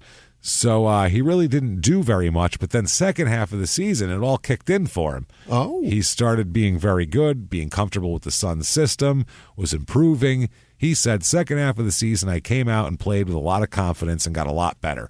It was a lot more consistent, so I'm satisfied for myself. And the team agrees. They say, quote, this is Alvin Gentry, the head coach. I think it was a brand new environment for him. I think he's been in other situations where he's struggled and people have just kind of put him to the side and let that be it. We tried to stick with him because we felt like he had a lot of potential and he could do a lot of good things. We liked the fact that we thought his defense could be a huge factor for us, and we just kind of hung in there with him. So he did. Also, the fast and loose gun laws are nice for him. Also, he can. He's perfectly welcome to carry, AR-15s in his car out here, and no one will mind. He can put a Fully 38 loaded. in his sock and play the game. They don't care. They don't know. Yeah, he could have it sitting on the bench waiting for him in his spot. Hold on, I'm gonna put this here, save my seat. Cool. And He's got a gun and a pillowcase duct tape to the chair leg. He's got a duct tape to his jersey in the back like Die Hard, like Bruce Willis. So they said, quote, this is a good quote from the coach here. I think everyone forgets since he's been in the league so long that he's 26 years old. We're not talking about an old guy. I'm happy for him. I think that's good. Yeah. He's still a baby is the thing. You know what I mean? He's still Granted, a kid. He's been in the league a long time, but he's still a child. And there's so much that can happen for him. oh my God, he could have a lot going here. So that year he played 60 games for the Suns, only started one. He's a backup, but that's okay. 14.9 minutes a game, 6.1 points, 2.3 assists, but they kind of had him doing a bunch of different things. $1.5 million is what he gets, though. Not bad. He says that he absolutely expects to return to Phoenix next year and be there a long time. He said, Phoenix has been a great place for me. It's just been wonderful. He said, I got an opportunity of a lifetime this season. I improved a lot on being consistent. I'm really excited for myself. Yeah. Which I love that For line. me. Very excited for me. He said, if I could change one thing in my whole career, I would take that sneaker deal back. He said, it put you in some kind of comfort. He said he thought the sneaker deal made guys mad at him. It made him too comfortable. He thought that was just the crux of everything was this fucking sneaker deal. I don't know why he keeps blaming the sneaker deal. God damn it, Stop. Adidas. Stop. So 2012, 2013, February 21st, 2013, traded by the Suns to the Toronto Raptors. So he's traded to the Raptors, and that year, just not a great year at all. He's averages 5 points a game that year. Shit. Does make $1,567,500 though. So it's the only thing that's consistent. He's making up over $1 million a year every goddamn year. Have you ever gotten a message out of the blue? Maybe you ignore them, or maybe you end up in conversation. Maybe they tell you about an amazing offer. I can really show you how to make some money. And maybe that gets you into a lot of trouble. But this isn't a story about people like you, the people receiving these messages. This is a story about the people behind the messages, on the other end of the line. Thousands of them, working in a microcity built for scammers. From Wondery, the makers of Dr. Death and Kill List, comes Scam Factory, a new series about survival at the expense of others. Follow Scam Factory on the Wondery app or wherever you get your podcasts. You can listen to Scam Factory early and ad-free right now by joining Wondery Plus in the Wondery app or on Apple Podcasts. He was hip-hop's biggest mogul, the man who redefined fame, fortune, and the music industry. The first male rapper to be honored on the Hollywood Walk of Fame, Sean Diddy Combs. Diddy built an empire and lived a life most people only dream about. Everybody know ain't no party like a Diddy party, so. Yeah, that's what's up. But just as quickly as his empire rose, it came crashing down. Today I'm announcing the unsealing of a 3-count indictment, charging Sean Combs with racketeering conspiracy, sex trafficking, interstate transportation for prostitution. I was up. I hit rock bottom, but I make no excuses. I'm disgusted. I'm so sorry. Until you're wearing an orange jumpsuit, it's not real. Now it's real. From his meteoric rise to his shocking fall from grace, from law and crime, this is the rise and fall of Diddy. Listen to the rise and fall of Diddy exclusively with Wondery Plus. So 2013, 2014, he signs a 1-year deal with China. Not the whole country, but a team in China. Okay. Just he's going to play for China. With the Tianjin Ronggang of the Chinese Basketball Association. So NBA's over for him. Well, not quite. At least not for go now. there. Yeah. But he plays there for, let's see, that team in 2013-14, 36 minutes a game he plays, 25.3 points a game. Dominating. So he can still play. It's just I feel like I could score 15 points a game in China. Maybe. I mean, because Stephon Marbury was dominating over there too. But they're also amazing players. That it's different. We're not. So I'm not sure about that. So he plays over there. Then July 15th, 2014, he signs a contract with the Oklahoma City Thunder. Oh. They see his 25 points a game in China, and they're interested. We'll take it, yeah. We'll take it. They're 45-37 that year, so not bad. He plays in 16 games for the Thunder, averages 8.4 points, 2.8 assists. That's great. He's that's there with terrific. KD and fucking Westbrook. He's in the midst of a good run. He's doing great, except it only lasts until Thanksgiving, because November 26th 2014, he's waived by the Oklahoma City Thunder after only 16 games. One of his people said, I think it's his business guy, said that really hurt him. He was playing really well and excited about being on a playoff team. That was the most down I've ever seen him. Oh, I'm sure. He made $915,243 that year. Mm-hmm. And now he's talking about, should I retire? What do I do? There's an article that says, quote, he loved spending time with his wife and kids, swimming with them in the backyard pool of his Orlando mansion, cooking them pork chops and taking them shopping at local malls. He'd also started a fashion company, 99 Moves. Oh, no. It's always a bad sign here. But he could never escape the game's gravitational pull. That's a Jay-Z reference. That's his basketball reference. And look at that. Bought an Orlando mansion, never played for the Magic once. Never played down there at all. What the fuck did he make that choice for? Florida's cheap, especially then. It was just cheap. That's much cheaper than getting a mansion in Westchester. It would cost you a lot more. Fascinating choice. Oh, my God. So he said, though, he's talking about trying to get back in the NBA. One of his friends here who grew up with him, he's a trainer now at this point, a professional trainer. And Telfair said he's going to give it one more shot at the NBA, and he wants to know if his friend would be open to working with him. And his friend said, of course, just let me know. And then he never heard from him again. So never heard from Sebastian or the trainer? Never heard from Sebastian again. Yeah. Sebastian said, will you help me? And he said, sure, I will. And he said, awesome. And then never. I'll give you a call later. So 99 Moves. All over his Instagram page, everything's hashtag 99 Moves, everything. Yeah. One of his friends here says the company is, quote, Sebastian's thing now. It's big. That's what he says.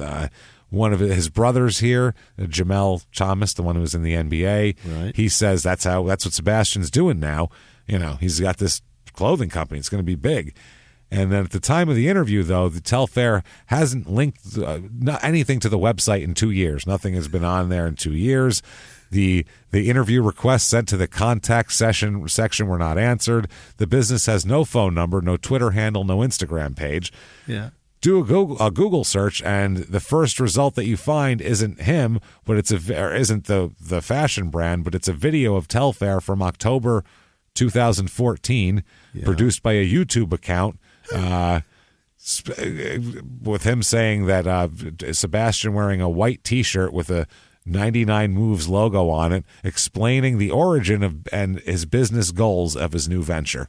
Quote, 99 Moves is my company for financial education and marketing. At 99 Moves, our main focus is to get athletes involved in their finances. Don't be scared about it. He doesn't mention fashion at all. No. Meanwhile, him and everybody else were talking about this fucking 99 Moves fashion company, but it's not. He's talking about financial planning like it's the other guy who scammed those athletes. Right. Remember? That feels like a scam. Yeah. That's what it was. That was the whole, that's crazy. So a request for comment sent to the email address for them was answered by another guy. This guy told Bleacher Report he was working on a story on Sebastian Telfair, and then that didn't end up being anything here. So there's his wife who won't respond to anything either. His family, teammates, all these, no one will respond to anything about him. Like when asked by reporters for interviews, what's going on with him? What's going on? He goes back to China. This is the pinnacle. This is the pinnacle of being reclusive, can't find him, there's a mystery. Yeah. This is good. But nobody wants him either. That's the other thing. They're trying to find him to go, what the fuck happened to you, dude? What's wrong with you? He's not hiding like We're working doing on the next welfare big checks. thing. This isn't. Yeah. He's not in the lab with a pen and a pad, as Dr. Dre would say. He's fucking around is what he's doing. He's got a different thing here. It's totally different. So he goes back to China for the Xinjiang Flying Tigers. That's what he plays for here. Signed with them for the rest of the 2014-15 season.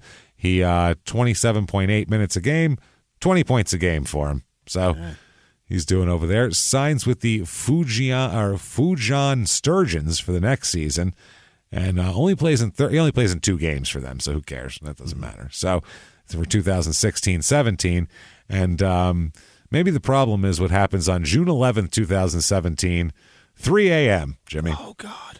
Always good things happen to our athletes at 3 a.m. Well, Matchbox 20 wrote a great song about it. Yeah, well, he's not lonely, though. He's driving with his friend. Okay. So he's not lonely at all. He's got his friend here. They're driving a Ford F-150 pickup truck. Hell yeah. Okay. They have no headlights on, parked illegally on a concrete median dividing the eastbound and westbound paths of Brooklyn's Atlantic Avenue. So you can't do that. You can't pull up on the center fucking median, turn your headlights out, and hang out there. It's not a place you can do that. If you live in New York, you understand how ridiculous that is. Where if a cop passes you, you're definitely getting fucked with for that. That's not a thing. They're going to ask you some questions. No, especially at 3 a.m. What are you doing in there? They aren't going to ask you, are you broken down? Then get the fuck out of there. They're going to say, get the fuck out of the car. Let's talk. Let's talk and go. It's us. So they're parked illegally on there. They see two guys sitting in the front seat. So the cop starts to approach them to, say, what's up? What the fuck you doing? The cops. As the cop, oh shit, the cops, be cool, fool, he ain't gonna roll up. So, but he does roll up. Yeah. And Sebastian, they pull away with no headlights on. Of course they do. Yeah, just drive, man, drive. With no headlights on. So they're immediately pulled over for why were you parked there? Why aren't you driving with headlights? A bunch of different reasons. They pull him over. When they pull him over, there is in plain sight a blunt burning. Yeah. There is smoke clouds coming out of the car. It's not even out. It's a literal burning at that current moment blunt. Which in New York at that time wasn't legal recreational either. So bad. Not great to have a burning blunt going right in the center console there. So the cop said, all right, get out of the car. Take that burning blunt with you, please. That sort of thing. Popped open the truck center console, where he found two big Ziploc bags with a bunch of weed in them, which, whatever, I don't give a fuck about that. But there's also a loaded 45 pistol in there as well. It's loaded, and then next to it's an additional magazine with another 9 in it, too. Of course. He's got to keep extra clips for extra shit is what he's got. So, okay. 45 caliber and 2 big bags of weed. Jesus, you're in so much trouble, Sebastian. He's having problems here. Then the cop made his way to the back of the truck to inspect the flatbed of it. So there, packed away, they found inside, they had a suitcase in there. Yeah. Inside a couple of different bags and suitcases, they found a couple more things. 2 more semi-automatic pistols, 1 semi-automatic assault rifle, 296 bullets stuffed into 7 ammo boxes and 2 magazines. Oh, my God. Oh, that's right. A bulletproof vest, too. Oh, dear Lord. What do you have all this for? That's like we're going to go rob a bank and have a shootout with the SWAT team. That's what that says to me. Not that I think he's doing that, but that's what sure it looks doesn't look like. good, yeah. Doesn't look good. So, yeah, they found, let's see, the gun collection. It was a SIG MPX pistol, a Ruger LC9S, and a Springfield Armory XD9 Mod 2 pistol. I have that exact pellet BB gun that we shoot off in my backyard. Yeah. It's fun. Nice one for BBs, let me tell you. It's not bad. It's pretty good.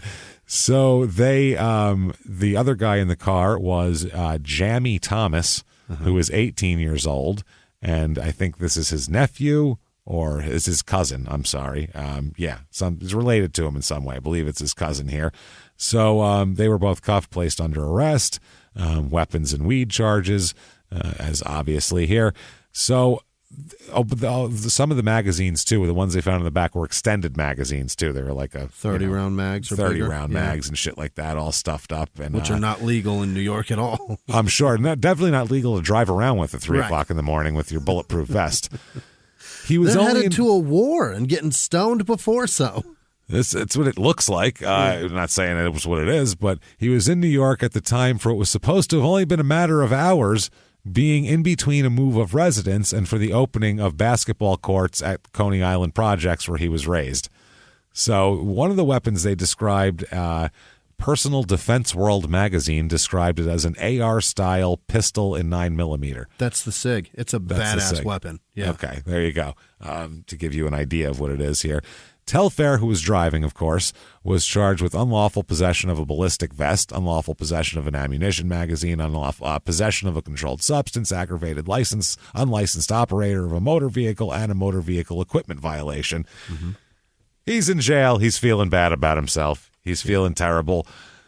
What are you going to, good God, he's feeling He's so bad he has a hard time eating, sleeping, He gets out of jail, he goes home, he feels bad. It's in the paper, everybody's making fun of him. He just needs something, He feels awful about himself. Yeah. And he just wishes that, if only somebody could comfort him.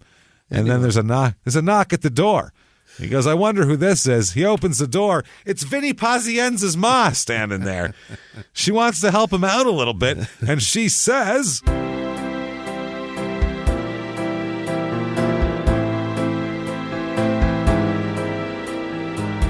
how is it you come to arrive here? What's wrong? Sebastian,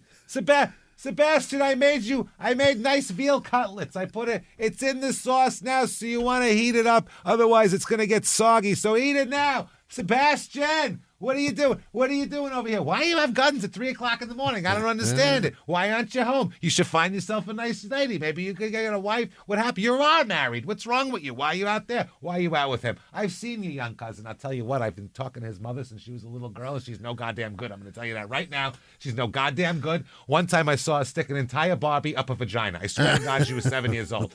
I said right there and then, this girl, I don't trust her. So then she has this kid. Of course, he's going to bring all these weapons. I know it wasn't you, my beautiful Sebastian. It's okay. Here. Oh, I made some nice ziti for you, too. Here, Sebastian, eat it. Here you go. Sebastian! And boom. In a poof of ziti and marinara sauce, her head explodes. An unreasonable support. Unreasonable support. And Sebastian's exhausted, but now he's got good food in him anyway, so he's feeling good about himself. He loves the street. The stupid shit with these guns. This gets dumber by the whole rest of this episode is all crazy, stupid crimes. He's going to do more. It's asinine. So in court here, the lawyers claim that Telfair was Thomas's uncle and that he had legally purchased the weapons in Florida where he's a resident. They said that his lawyer described him as, quote, a perfect citizen with no participation in criminal activities. Except for, Thomas or Telfair? No, Telfair. A perfect citizen. He had fabulous shots. Yeah, allegedly. We don't know. We don't want him He to sue us allegedly had Skylar shots. Skylar got bucked after this shit, and we're going to talk about it. He shot Mike in his hind parts, for Christ's sake. Let's not say perfect. You can say he's a good guy. Fine. He's had some bumps, but... Perfect citizen is that's a stretch. I don't know who I describe as a perfect citizen. He's driving around with an arsenal at 3 a.m. smoking weed. In a vest. So he's not a good guy. He faces up to 15 years in prison if convicted of everything here. He showed up. His wife and kids were in the courtroom. Now, he has friends here that say that here's one, David Alexander, Miami-based trainer who Telfair was working out with. Right. He declined comment, even after, because they were trying to get friends to talk about him. And even where they said, please. Well, even this is reporters, though. The reporters said, we're not just looking for negative stories. If you have something positive to say about Sebastian, you can tell us that. And he said, no comments on anything. I won't talk about him. Can't do it. So did a longtime friend of his, Rasheem Bubba Parker, said the same thing. One of his former Lincoln high school teammates agreed to an interview, only to back out later on. Yeah. Finally reached the guy on Facebook, and he responded that his own family didn't think it was a good idea for him to be interviewed.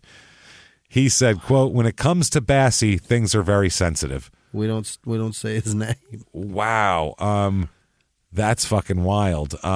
Yeah, that's interesting. His brother here, Jamel Thomas, said Tiny understands the media. The media can twist up your words, and that can lead people reading it the wrong way. You can say something positive about Sebastian, but words can be twisted, and then these guys still live and hang out in Coney Island. You don't want people to look at you and say, this guy was saying this or that about Sebastian on Coney Island. So you just don't want to be like, he was talking shit about Sebastian walking around the neighborhood here. Yeah.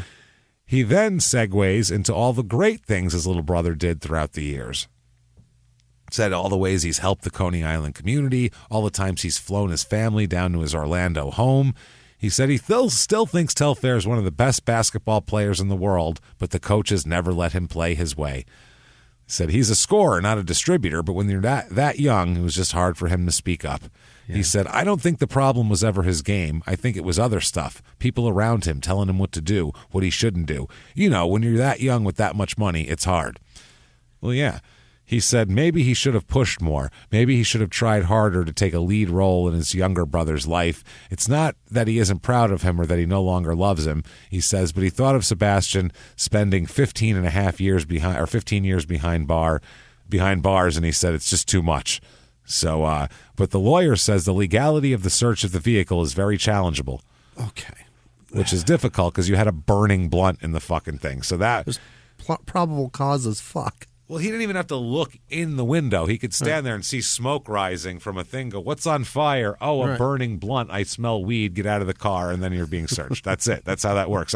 I hate searches and all that shit, so I'm a very anti-search guy. If I have a burning blunt going as the cop's talking to me, I expect that I'm going to be taken out of the car and searched. I expect it. In a vehicle driving with no headlights that took off at 3 a.m. from the middle of the road at 3 a.m. It all looks shitty. When those lights come on behind you, you go, "Yep, I knew that was happening." You know what's going on. Boy, did I make mistakes. Plural. No shit. His friend says, quote, "I'm real worried. We all are. I don't want nothing to happen to him." He's asked about the guns and drugs, and the guy wouldn't say anything. They said they've never seen him do anything about drugs. They've never seen him smoke or snort any substance. His friend says, I've never even seen him drink. Okay. So they ask, what about the guns? And his friend says, it's a hobby, like collecting watches. Okay. How many times has a watch accidentally murdered a child? Well, also, how many times have you been arrested for having a loaded watch in your car that you knew wasn't licensed in that state? That's my problem with it. The rest of the shit you can debate on another show, but this is... I don't know many watch laws in this country that vary from state to state. You don't have to know your local state watch laws usually to figure shit out. Collections. He said Telfair has a license and that the weapons are kept locked up in a safe. Not that night. And he said, and anyway, the Constitution grants us the right to bear arms, doesn't it? Yes, not in your car at 3 o'clock in the morning in the city of New York. You can go down to Florida and drive around with them, I'm sure, but that's not where you are. So that's the thing. There's choices that you make. The right to bear them. Then he points out that, remember when he got robbed? He said he thinks he started carrying guns after that. That's when the guns started. It was the robbery. That's all. He said that, but he said he doesn't know. He said he's not sure how the guns got all the way to New York. He said, hey, it's not my job to play detective. I'm just lending support. I don't know what the hell you're thinking about here. He said he and his wife are going through some marital problems. Say you and your wife are going through it. You throw a whole bunch of stuff in your car and leave. Just the guns? He didn't have like all of his other stuff and inside of his. That wasn't what it was. He had a fucking suitcase and a shitload of guns and a bulletproof vest in it. That was what it had in it. It's a lot. Tons of bullets and shit. Doesn't all look that kind of stuff. No. Telfair and his wife Samantha have been going through some problems and all that sort of thing. And so Samantha, they were going through problems, but she immediately got on a flight, stood by his side in court, as we said, brought the kids there and all that. Now, his attorney, Edward Hayes, who's the silverest man ever, perfect citizen, Sebastian is. This guy is silver. Holy shit. He stressed that the guns are licensed in Florida. Okay. So, while an out-of-state license suggests that Telfair lawfully obtained the guns, although they do say it's not an effective defense for carrying those guns in New York City. As New York City criminal defense attorney, a former prosecutor Jeremy Sallin told SI.com, you could even have a permit to carry a gun elsewhere in the state of New York, but if you don't have the requisite license in the city, you will face a criminal charge. Right. Everybody from New York knows that. The city has different laws. They also said New York City's firearm laws are among the strictest in the U.S., and it's not a good place to be found with an unlicensed loaded gun. Basically, it's the worst place. Bad stuff. He said if you possess a loaded firearm outside your home or place of business without the requisite permit, you will spend a minimum of 3.5 years in a cold cell somewhere upstate upon conviction. Yes. So they said, can he mount a legal defense? They said the guns appear to be his, but he didn't have the permit, so it's kind of a tough thing to fight. But Telfair may have some room. One thing they said, he could argue that the officers lacked probable cause to search the car and may have violated his Fourth Amendment rights for unlawful search and seizure. he might contend that the marijuana was not in plain view and there was no discernible smell of marijuana. They said it was currently burning at the time. I don't know if you've ever smoked a blunt out there, but for years, that's all I smoked was blunts. And when you light a fucking blunt, if you light it, take one hit and put it out, it will smell in that room for 4 days. It'll smell in a car for a while because there's the scent of cigar as well in it. The cigar paper reeks. Just really hangs. It's heavy. If it's currently on fire, you're definitely gonna do that. It's like a weed incense. Yeah.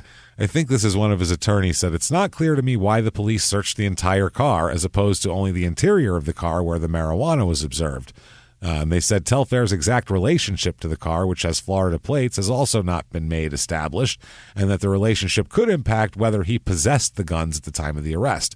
Perhaps he was driving someone else's car, and someone else, unbeknownst to Telfair, placed the guns in the car, which is ridiculous because the guns belong to him. Right. So he took someone else's car, who then secretly put Telfair's own guns in the car with him, a car that's not his. And then put him in the car.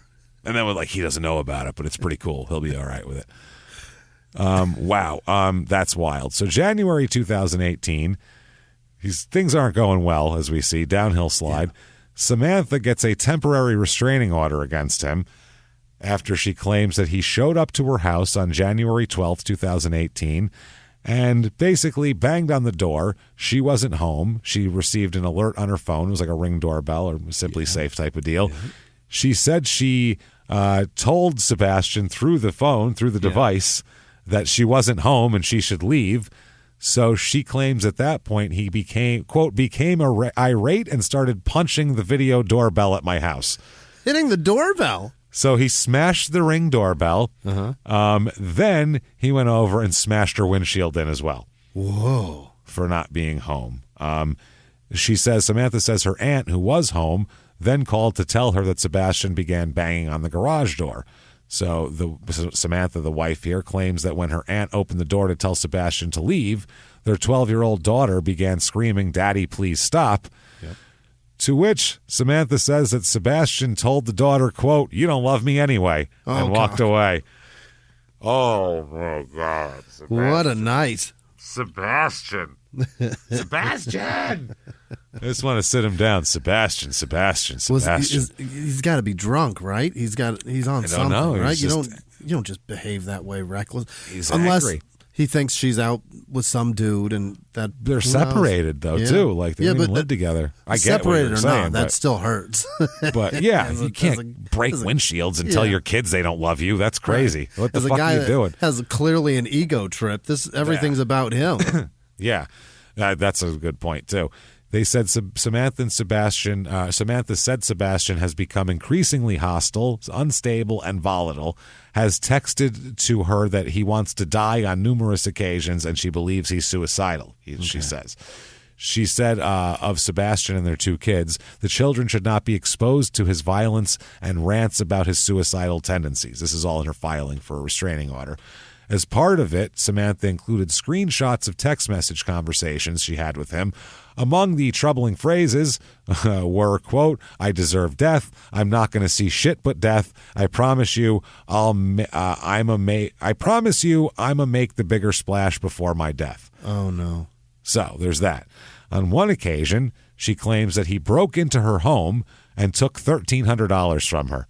Okay. Then she says when she texted him about it, he texted back, "Robbed you again."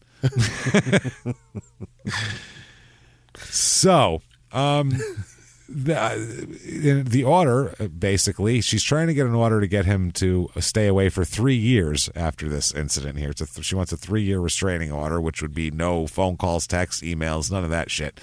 He claims that she claims he showed up to the home, kicked the front door, smashed the windshield, all this type of shit. The court granted a temporary restraining order, and he must steer clear from her now. So, yeah, what a mess. I mean, Jesus Christ. Boy. And I feel bad for all the people around, like his family, who are like depending on him, and they're like, "Hey, buddy, like we're depending on you. You can't fucking go off the deep end like this." I feel bad for Skylar. For poor Skylar, Samantha, Skylar, everybody with S names in this. Yeah. I feel bad for all these people, Jimmy. but not nearly as bad as I feel for Sebastian Telfair. No way. Student at the University of California, Los Angeles. He's a UCLA student, Sebastian Telfair. Definitely not him. Know that much. He's not going to college because he's already received a master's degree in finance in 2021. It's not even his kid either. Definitely not his kid. Way too young for that. And also, Sebastian Telfair, manager at Personal Loans Advice in the Greater Sydney, Australia area. Holy shit. Didn't expect that one. So that's different. So November 2018, he is being sued by American Express at this point for owing $43,051.69 in unpaid credit card debt to American Express. Not great here. He's also got a domestic violence charge hanging over his head from the last thing. He's got a restraining order that says he has to stay 100 yards away from his wife and kid. Right. Oh, and this gun charge with possible prison time hanging over him as well. No. Not great here. So that's not even sorted out yet. Oh, no. April 2019, it's his trial. He has to do a trial. It's a 2-week trial, too. Holy shit. 2 weeks. And it's amazing because the people he has his wife, he has his girlfriends testifying. They're all in court at the same time, and they fight with each other in court, Jimmy. It's like if Jerry Springer had a judge up there and like some sort of legal fucking jurisdiction over the entire area. Oh, shit. It's fucking Why didn't they amazing. Put this on TV? This would have been better than anything else. Ray Carruth or whatever from back then. Casey Anthony's wasn't near as juicy. This is great. No. So his estranged wife, Samantha here, testified that about his weapons trial, that before he was busted for all this, he also stole her clothing and about $250,000 in jewelry and gave them to his mistress. What? Stole her shit and gave it to another woman. This is Samantha Telfair. She told the jury in the Brooklyn Supreme Court that months before he was arrested, she went home to find her bedroom drawers and closet cleaned out. Wow. She said she had already filed for divorce, but they were staying in their house still in Orlando while leading separate lives. She said, quote, he calculated my time out the house every day. Mm-hmm. She said that, she would do all this. In addition to all that, her belongings gone. Also, 3 of their cars, an Aston Martin, a Range Rover, and a Ford F-150, which is the one that he got pulled over for. Yeah. So it's his truck, his guns. It's kind of hard to say someone put me in this with the guns. She then went on to testify that she went to a storage facility where she and Telfair had shared a unit and found that he had separate units under his name and that of another woman, Katerina Scotto. Uh-oh. So Sebastian gave Katerina all my clothes and all my belongings, she testified on the stand. She had never heard the woman's name before, but she said she lied about being a family friend to get the information. The units were locked, but an employee showed her a computer screen with the unit numbers, which also revealed an associated address in Orlando. So Samantha said she assumed it was her husband's new apartment and went there. Turns out it was the mistress's apartment. Yeah. It was her apartment. And all 3 of her cars were in the garage, by the way. She is a great police officer. She's amazing. She investigated the whole thing. Then she used her keys to take her Range Rover back because it was outside. So she hopped in and took off. She said that then she and her aunt and mother staked out the storage unit waiting for her to show up. Okay? When this Katerina showed up to the storage unit, the mother and aunt called Samantha, told her to come down here. She said, when I came, she just drove off and she almost hit me with her car. A chase ensued, and then both women called the cops on each other. This is amazing. This is fucking amazing.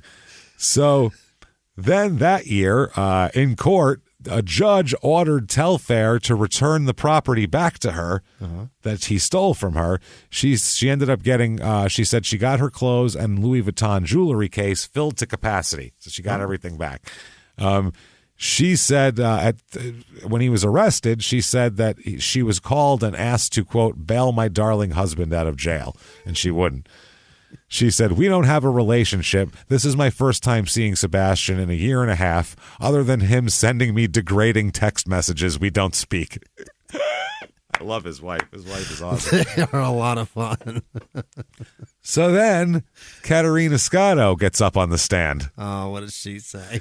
She's in the middle of explaining how her relationship with Sebastian ran hot and cold, but stopped her testimony to complain that some woman in the gallery was intimidating her. She's mad about getting eye fucked from the gallery while she's up on stand here. Some lady. She said, quote, to the judge, quote, "There's this lady that keeps mouthing things to me, and it's making me really uncomfortable." That woman, Patricia Ciccone, was called into the hallway for questioning, where she said she was just Telfair's friend. So she was upset. Another woman that fucks him. I'm just another woman that like carries shit for him, and he puts his guns in my car. So they let her back in. She was allowed to stay, but she had to stop mouthing shit to the witness. Yeah. Now, earlier in the day, they said that when Samantha was on the witness stand there, Sebastian repeatedly yawned loudly at the defense table. They said that the athlete was so distracting that the judge even put his behavior on record. The defendant is turning to the audience and making facial expressions the jury can't see, the judge said before telling him to stop. That's fucking amazing. He's being a dick in court. This is not good for you, Sebastian. No, this is criminal court with prison hanging in the balance. So he settled down, but then his friend Ciccone there could be heard from across the courtroom chuckling as Samantha Telfair testified that she had seen her husband with multiple weapons, including gas-operated submachine gun. Prosecutors said he had on him when he was arrested. Yeah. Meanwhile, that's a quote from there.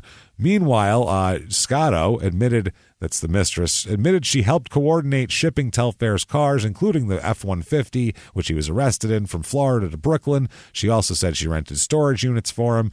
She said that she saw Telfair with a gun on multiple occasions and giggled as she recalled that he would call firearms, quote, biscuits, which is a very mid-90s New York term. Is. That's 1995 New York. That's biscuit. Yeah, exactly. So this is fucking amazing. Anyway, she also confessed, the ex-girlfriend, to taking a couple of his framed basketball jerseys from his storage unit, before she allowed the company to auction his other memorabilia off. She said, they said, "Did you ever sell any of that property yourself?" And she said, "Why? It isn't worth anything." Wow. Later on, it's worth 9 points a game at best. It's not much, I'll tell you what. The defense attorney examined the nature of their relationship, and the court heard how weeks into it, Scotto got Telfair's address through a real estate agent friend and showed up at his home unannounced. Oh, you can't do that. That's how this started.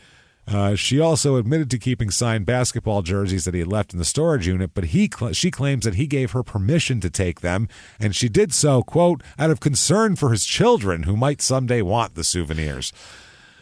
So the defense attorney said, "You weren't concerned for his children when you showed up at his house." And she said, "I was 21 or 22 years old. I was an idiot. I was wrong, and I apologized." This is a fucking disaster. This is a disaster. I love it. It's hilarious. Oh, it's hilarious. But if you're Sebastian, you know this is not going well. This whole case looks terrible for you. So he is found guilty of felonious weapons possession. Oh, boy. But he dodges the sentencing for a minute, as his lawyer claims there's new evidence that exonerates him completely. So hold off on sentencing, let him stay out on bail. He introduces new enhanced video of this arrest to prove the cop perjured himself. So that's what he says. The lawyer says the idea is that this goes to the credibility of the officer, but also the fact that he committed perjury in the grand jury pretrial and during the trial. He says he plans to file a motion to vacate the conviction, and we're going to get to the bottom of this bad boy here. It's all good. The judge said that they will rule on the whole thing, but warned that, quote, Mr. Telfair should be prepared to be sentenced if that decision isn't in his favor. So that's what he says. So that's how that goes. They find nothing about it. The NYPD said the Brooklyn District Attorney's Office and the Internal Affairs Bureau concluded that the arrest was justified. Everything was done by the book. August 2019 is sentencing. Oh, boy. Buckle up. This is one of the most confusing, Bite down messed on a up screwdriver. It's ugly. statements I've ever heard. Oh. That he makes. Oh, boy. He has a meltdown in court. He cries, he yells. He knows he's in trouble. He cries and yells when addressing the judge. He yells, he cries, he's erratic. You don't know what the fuck he's talking about. He says, and I quote, "Please don't take me from society right now. I'm 34. I can go play in China for 6 years and take care of my family. I'm waiting for my daughter right now to get her period." He said that in court. I got a lot going on. I got a job. I got this. I got that. My daughter, any minute now. Hey, baby, you feeling it? It's coming. She said it's coming right. I got to be out for that. What the fuck difference does that make? I'm not waiting on that. You know, I'm waiting for my daughter right now to get her period. I don't even know what that means. Okay. This is a whole paragraph. Quote, "I'm 34. This is all connected, by the way. These aren't different statements pushed together. This is in a row. Here it goes. I am 34. I can go play in China for 6 years and take care of my family. I'm waiting for my daughter right now to get her period. Real mental illness because I wasn't around. She hasn't even gotten her period yet." Because he left, she's holding, her body is... He thinks she's retaining eggs because of him. They're all built up. There's eggs coming out of her mouth, Your Honor. They're all built up right now. I think the real mental health is yours, sir. Then he started crying and shouting. Okay. None of this makes sense here. Quote, "Sebastian Telfair is going to jail for a victimless crime. Put a gun in his hand and fight for us, N-word. I go to the gun store. I got American Express." Yeah, that's it. That's the statement. That sounds like fucking Tracy Morgan on 30 Rock, he just said. "I go to the gun store. I got American Express." He's like, a SoundCloud rapper, James. None of this makes sense. He just threw words together that don't make any sense for no reason. Then he says, quote, "God on the throne. That's what my mother says. God still sits on the throne." He used his name in the third person while addressing a judge. Sebastian Telfair is going to jail for a victim of this crime. This is not how you conduct yourself. I don't care if this is the most unjustified thing in the world, which honestly, he probably wasn't going to shoot anybody, whatever. I don't really fucking care, but this isn't the way you act. You can't show some dignity, bro. Yeah, but you can't have drugs and weapons that close together. No, that's just a rule. They sentenced John Gotti to fucking life, and he smirked. There wasn't any of this shit. This is crazy. Screaming out, "Little Gotti is gonna have her period any day now." I'm waiting for little Victoria to have her period, or whatever her fucking kids' names were. So I think Victoria's is that his wife? That's his wife. I'm sure they named a kid after her too. He's got all douchey sons. I think he's got I don't remember. So he's got a daughter, I think. Does he? I'm pretty sure, yeah. He's got a bunch of kids. I know that. Yeah, that's the thing. So he is sentenced to, sir, may fuck off 3.5 years in prison. That's fine. That's the minimum, by the way. It was 3.5 to 15 is the sentencing range for that. A judge clearly was like, he's losing his mind. I can't keep him in there that long. We don't need him to be our problem. We're going to go 3.5 on this. He'll be out in about a year, and we're going to get this going. Now, his legal team appeals the sentence, and he is allowed to stay out of prison on bail while the sentence is being appealed. He's got an ankle monitor. He's got a whole bunch of shit here. Ankle monitor, he's not allowed, I believe. He has to be confined to the house from 7 p.m. to 7 a.m. while also wearing the monitor. He's house arrest is what he's got, basically. Yeah. Does this count to time served if they uphold the thing? Not sure about that one. Not sure. It doesn't say. He could get that, though, right? I'm sure you could argue for it, and probably with his lawyers, they're asking for anything. So what's he up to at this point while he's doing this? He's still appealing? While he's appealing, his estranged wife is claiming that he's trying to liquidate all of his assets before he checks into jail because once he gets into jail, that's when the divorce is going through and the court can divide his shit up in a divorce. So she's saying he's trying to liquidate everything now. It's not smart. That's fraudulent. It's fraudulent, yeah. According to court documents, Samantha's seeking an order against Sebastian to stop him from emptying the bank accounts. She claims Sebastian has been, quote, slowly liquidating our community property assets.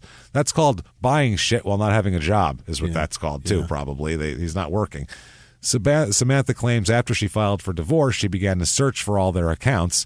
She said, to my surprise, there was many accounts that she was unaware of, if not all accumulating value during the course of our marriage. She says they did not have a prenuptial agreement and everything should be community property. Mm-hmm. One account used to have $520,000 in it. Now it's at zero.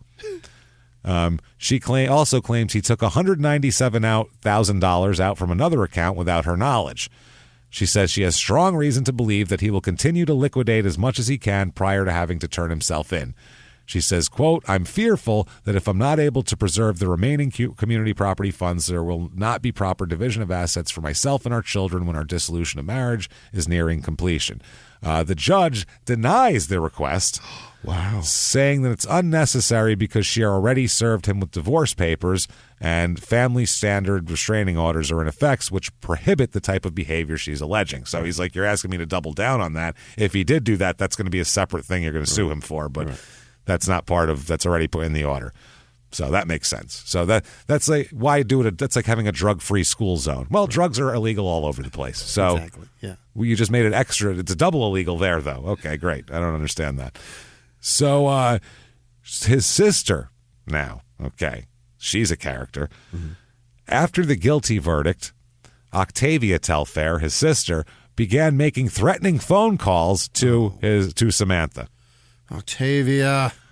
Okay. She called Samantha was called with 50 threatening phone calls from a number that appeared as no caller ID. Sebastian, after he was convicted, Octavia repeatedly called Samantha on October 24, 2019, and said she's, quote, gonna die and, quote, going to live with a rearranged face. Okay. Well, what's it it gets worse. I'm going to rearrange your face, motherfucker. That sounds really like childlike. I'll rearrange your face. Well, I'll do that. Is her ass also grass? Yeah, your ass is going to be grass, buddy. So she also said that she would, quote, kill all of y'all bitches. That's one. Referring to her and her mother, aunt, and sister. Then she threatened their Sebastian and Samantha's child. Don't do that. Quote, fuck your son. We don't give a fuck about none of them, bitch. Octavia is ghetto. It gets worse. Fuck your son. We don't give a fuck about none of them, bitch. Fuck your kids, bitch. They can die too. Die, kids, die. Oh, my... No. Die, kids, die is extra. That's extra, I think. You're going too far. The rest of it's more about the, beef between us, and I'm just throwing them in to piss you off. Die, kids, die that's aggressive, I think. That's a little much there.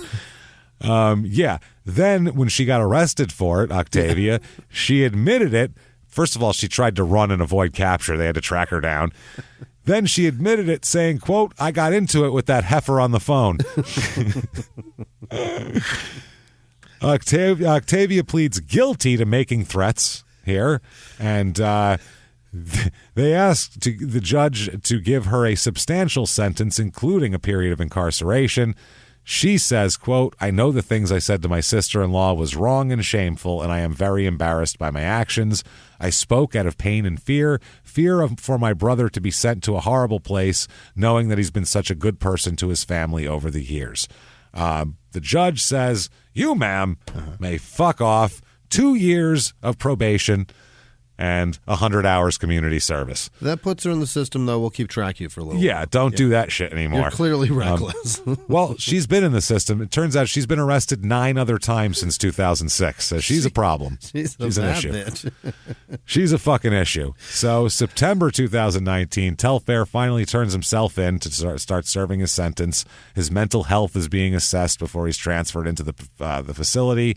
It says, as of right now, this was in 2009, he was only eligible eligible for parole in 2022, which means he has to serve at least 2 full years before being freed. Oh, boy. So I don't know if he's in or out, right? I think he might have got out by now, but October 7th, 2021, he's indicted for something else. Oh, no, Sebastian. This is him and 17 other NBA players are indicted for a scam they've been running. Oh, I heard about this. This is so bad. The arrests were carried out by FBI agents across the country following the 3-year scheme they've been running here. Unbelievable. They submitted claims for about $4 million worth of medical and dental appointments that never happened and received $2.5 million in reimbursements. Wow. So it's just a little insurance fraud with the NBA players, whatever their insurance pension is. So the one guy, Terrence Williams, he was former overall number 11 overall draft pick by the Nets in 2009. Jesus. He was the ringleader. He started this and conducted it and recruited other people to join him. And he received at least $230,000 in kickback payments from 10 other players who were paying him for the hookup. Now, the charges were that all the players were charged with conspiracy to commit healthcare fraud and wire fraud, which can mean up to 20 years in prison, federal prison. This is not real good. Williams was charged also with aggravated identity theft, which carries a penalty of another 2 years. The NBA's response to this is, quote, the benefit plan provided by the NBA and the National Basketball Association to our players are critically important to support their health and well-being throughout their playing careers and over the course of their lives, which make these allegations particularly disheartening. Mm-hmm. Here's the full list of the players involved. Sebastian Telfair, Antoine Wright, Charles Watson, Darius Miles, Ruben Patterson. It's basically the 2004 draft. Yeah, it's a bunch of people that didn't pan out well. It's a bunch of people that are pretty sad off. But we'll talk about Eddie Robinson, Gregory Smith, Big Baby Davis. Glenn Davis did this too. That's right. Jamario Moon, there's an ASU guy I know. Terrence Williams, Alan Anderson, Tony Allen, Shannon Brown, William Bynum, Melvin Ely, Chris Douglas Roberts, Tony Roten, and Milt Palacio. 18 players earned a combined $343 million in their careers, these 18 people. Oh, my God. I think Glenn Davis had a big deal at one point. Yeah, it's an average of $15 million apiece, but it's still that's a lot of money. That's a lot of fucking money. I don't have 17 friends where all together we've made $343 million at all. Like, it definitely never would happen. So, they said that Greg Smith was a former power forward for the Rockets and Mavericks.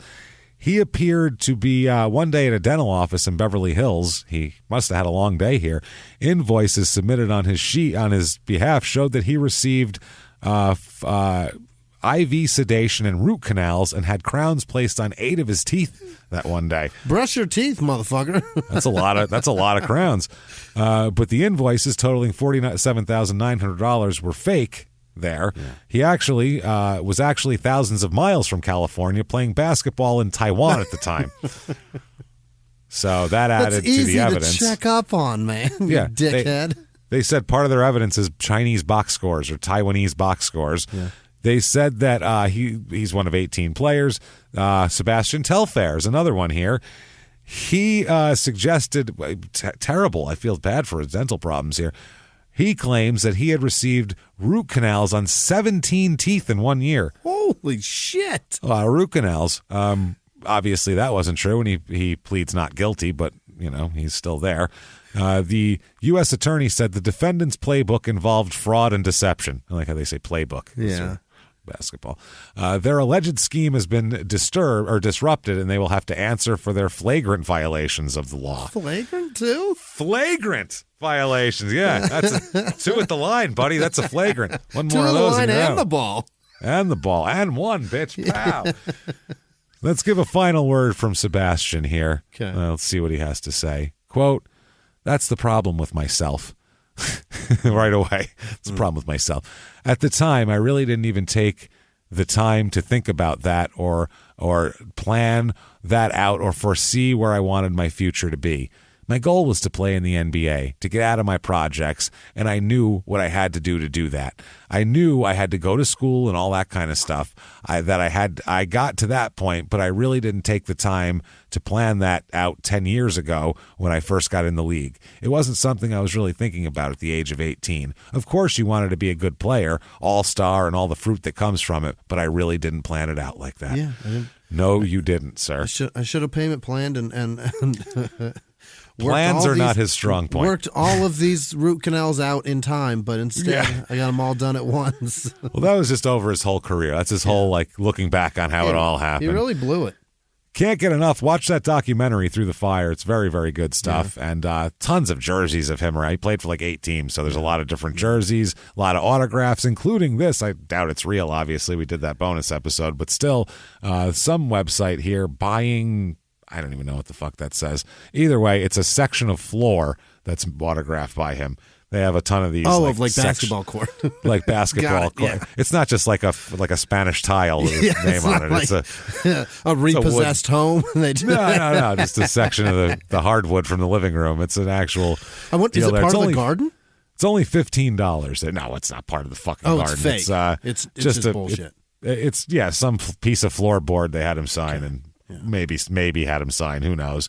Either way, that is Sebastian Telfair. And a crazy story from start to finish. I'll tell you, I can't believe it. You don't want to be famous when you're 12. Let's just say that. It never works out very well. No, the hype is... They have to go so hard to hype you and say the most hyperbolic shit.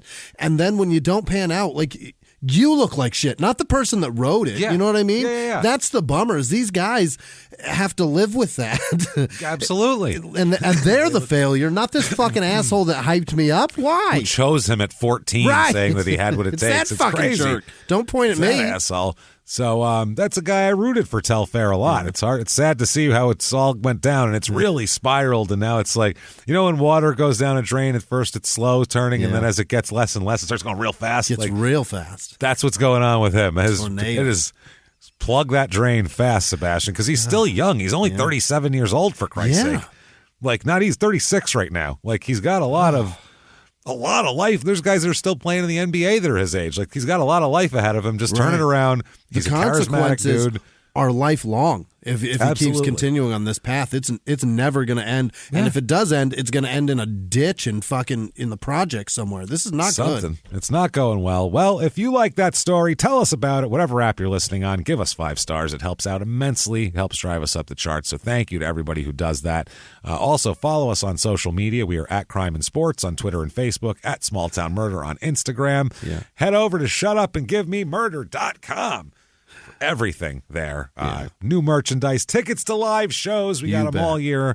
There is one Crime and Sports live show that still has some tickets in August in Sacramento at the Ace of Spades. You can get that. Get your merchandise. Get your tickets for the Small Town Murder virtual live show May the 5th and available for 72 hours after that. Cinco de Mayo with us, motherfuckers. Cannot wait. Hang out. We can't wait. That's going to be a fun time. So do that. Patreon.com/crime and sports. Amazing stuff this week. Anybody $5 or above, of course, you get access to everything. What do they get access to, Jimmy? Oh, God, Jesus. We have Crime and Sports and Small Town Murder bonus episodes. You get both of them. You get it all. You get it all, for Christ's sake. Everything we put out, you're going to absolutely get, and you get all of that. Anybody $5 or above. This week, Crime and Sports, we have The Secret Life of Tiger Woods, first of all. You know, The Secret Life of Pets? They didn't have a tiger in there. Not a tiger, because he was off fucking a Perkins manager. That's why, an assistant Perkins manager named Banging Mindy. For bread bowls. So we're going to find out the crazy shit he did to completely destroy his marriage and lose him hundreds of millions of dollars. One of her friends messaged me. Mindy? Yeah. Yeah, I know. So, there's a story there. Anyway... Yeah, there you go. So do that. And then Small Town Murders bonus, which you'll also get, is everyone loves it. The Prisoner Dating Game is back, everybody. Prisoner Dating Game. Going to line up 4 bachelors, 4 bachelorettes for Jimmy. They're all violent felons, by the way, violent crimes. Terrible. He's going to pick one of each. And he knows nothing about them except what they say in their little introduction until he picks. And then he gets to find out what they look like and what the fuck they did to end up where they are. And it's frightening. How bad of a pick I made. wow, is he bad at this? Let's just put it that way. Thank God Jimmy's not on Love After Lockup, because his person would kill him in 3 minutes when they got out. They'd be in the car. You just hear beep, and Jimmy'd be on the horn dead. Well, they ran away with his wallet. Or knocking on a trunk lid. Yeah, please let me out. While your girlfriend and her actual boyfriend, who was like hiding off in the weeds, laugh at you. He's fingering her while she drives. That's how it works. So check that out. Hear all about it. Hear the terrible decisions Jimmy can make here at patreon.com/crime in sports. And that said, damn it, I need to hear the names of the people who have signed up to hear this. The wonderful people, our fucking favorite people. Jimmy, hit me with the list of these wonderful people right now. This week's executive producers are Premeditated Spontaneity. Well, not sure what that is, but it's a wonderful person is who it is. But thank you. Right. Great. Jordan Bennett and Simon Shedd, who obviously are fantastic. Definitely. Thank you guys Came so from much Canada to see us too a couple weeks ago. Thank you.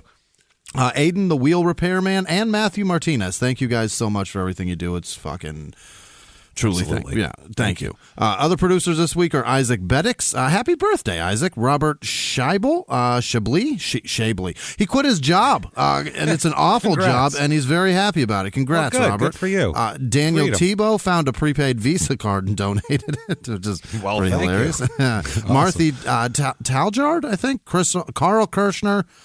Hating inflation and the struggle to keep groundhog on the table. It's very difficult these days. Yeah.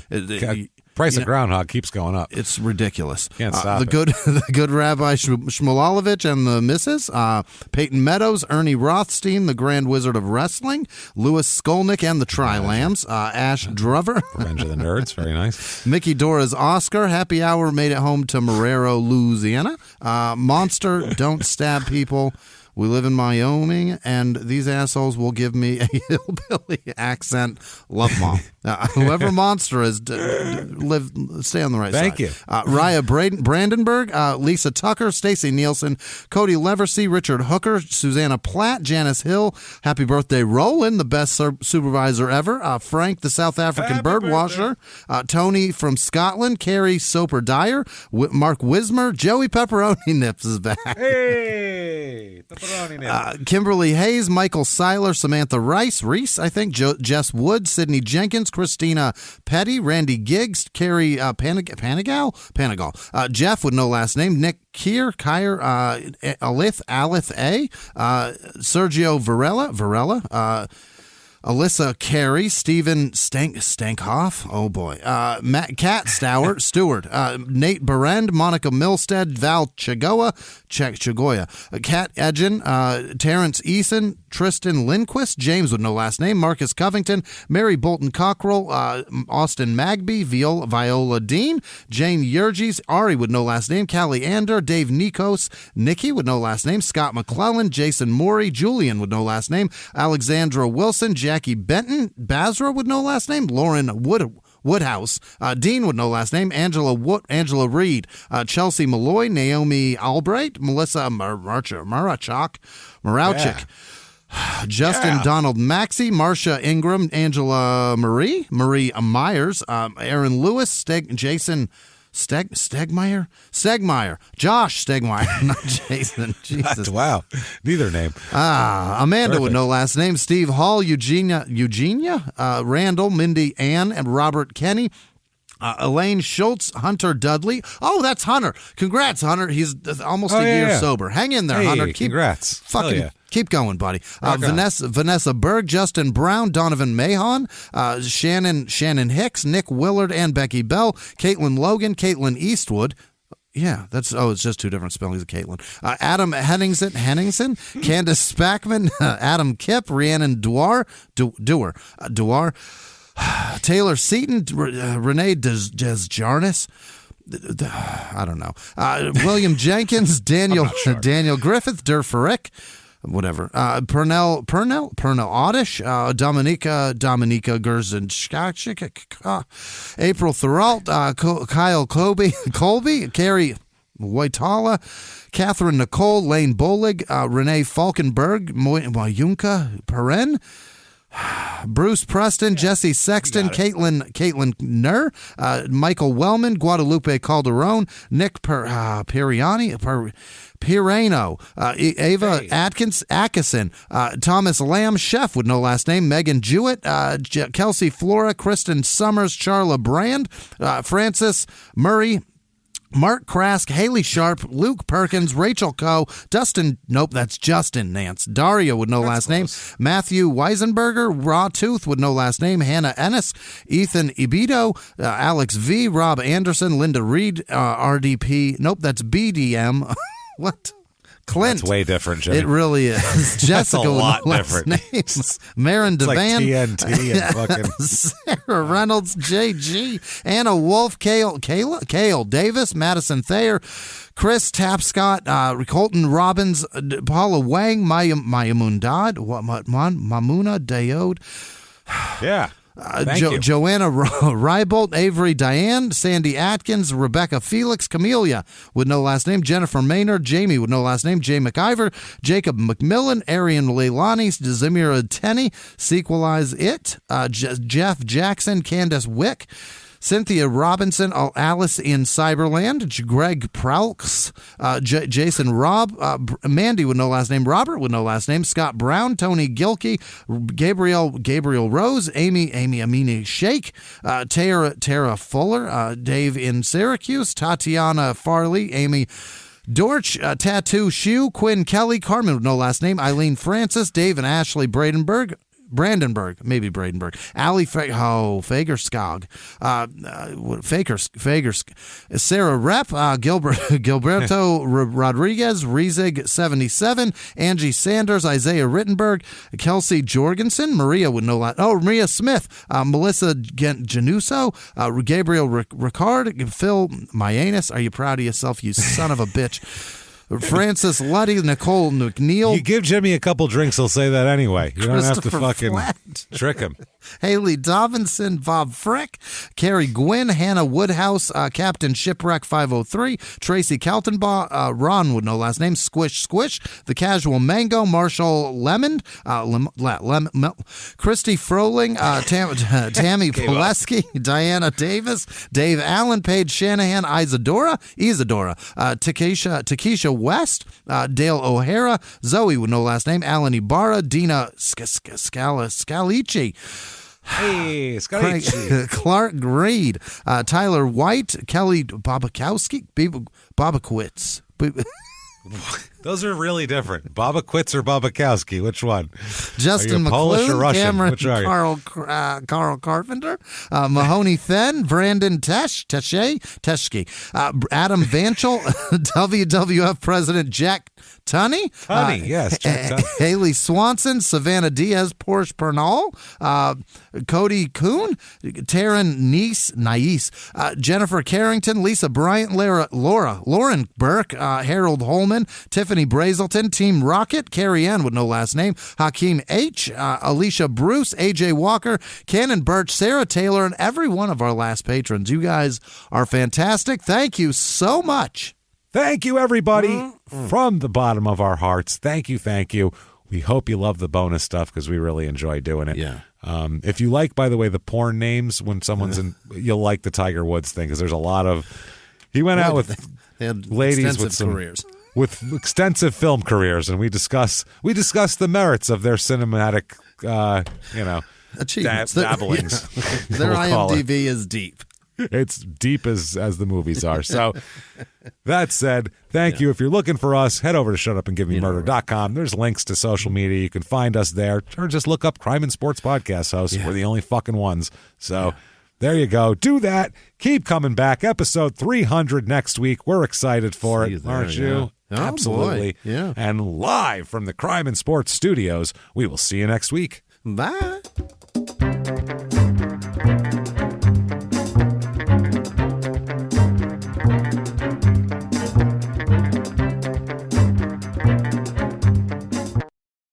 If you like crime and sports, you can listen early and ad-free now by joining Wondery Plus in the Wondery app or on Apple Podcasts. Prime members can listen early and ad-free on Amazon Music. Before you go, tell us about yourself by filling out a short survey at Wondery.com/survey.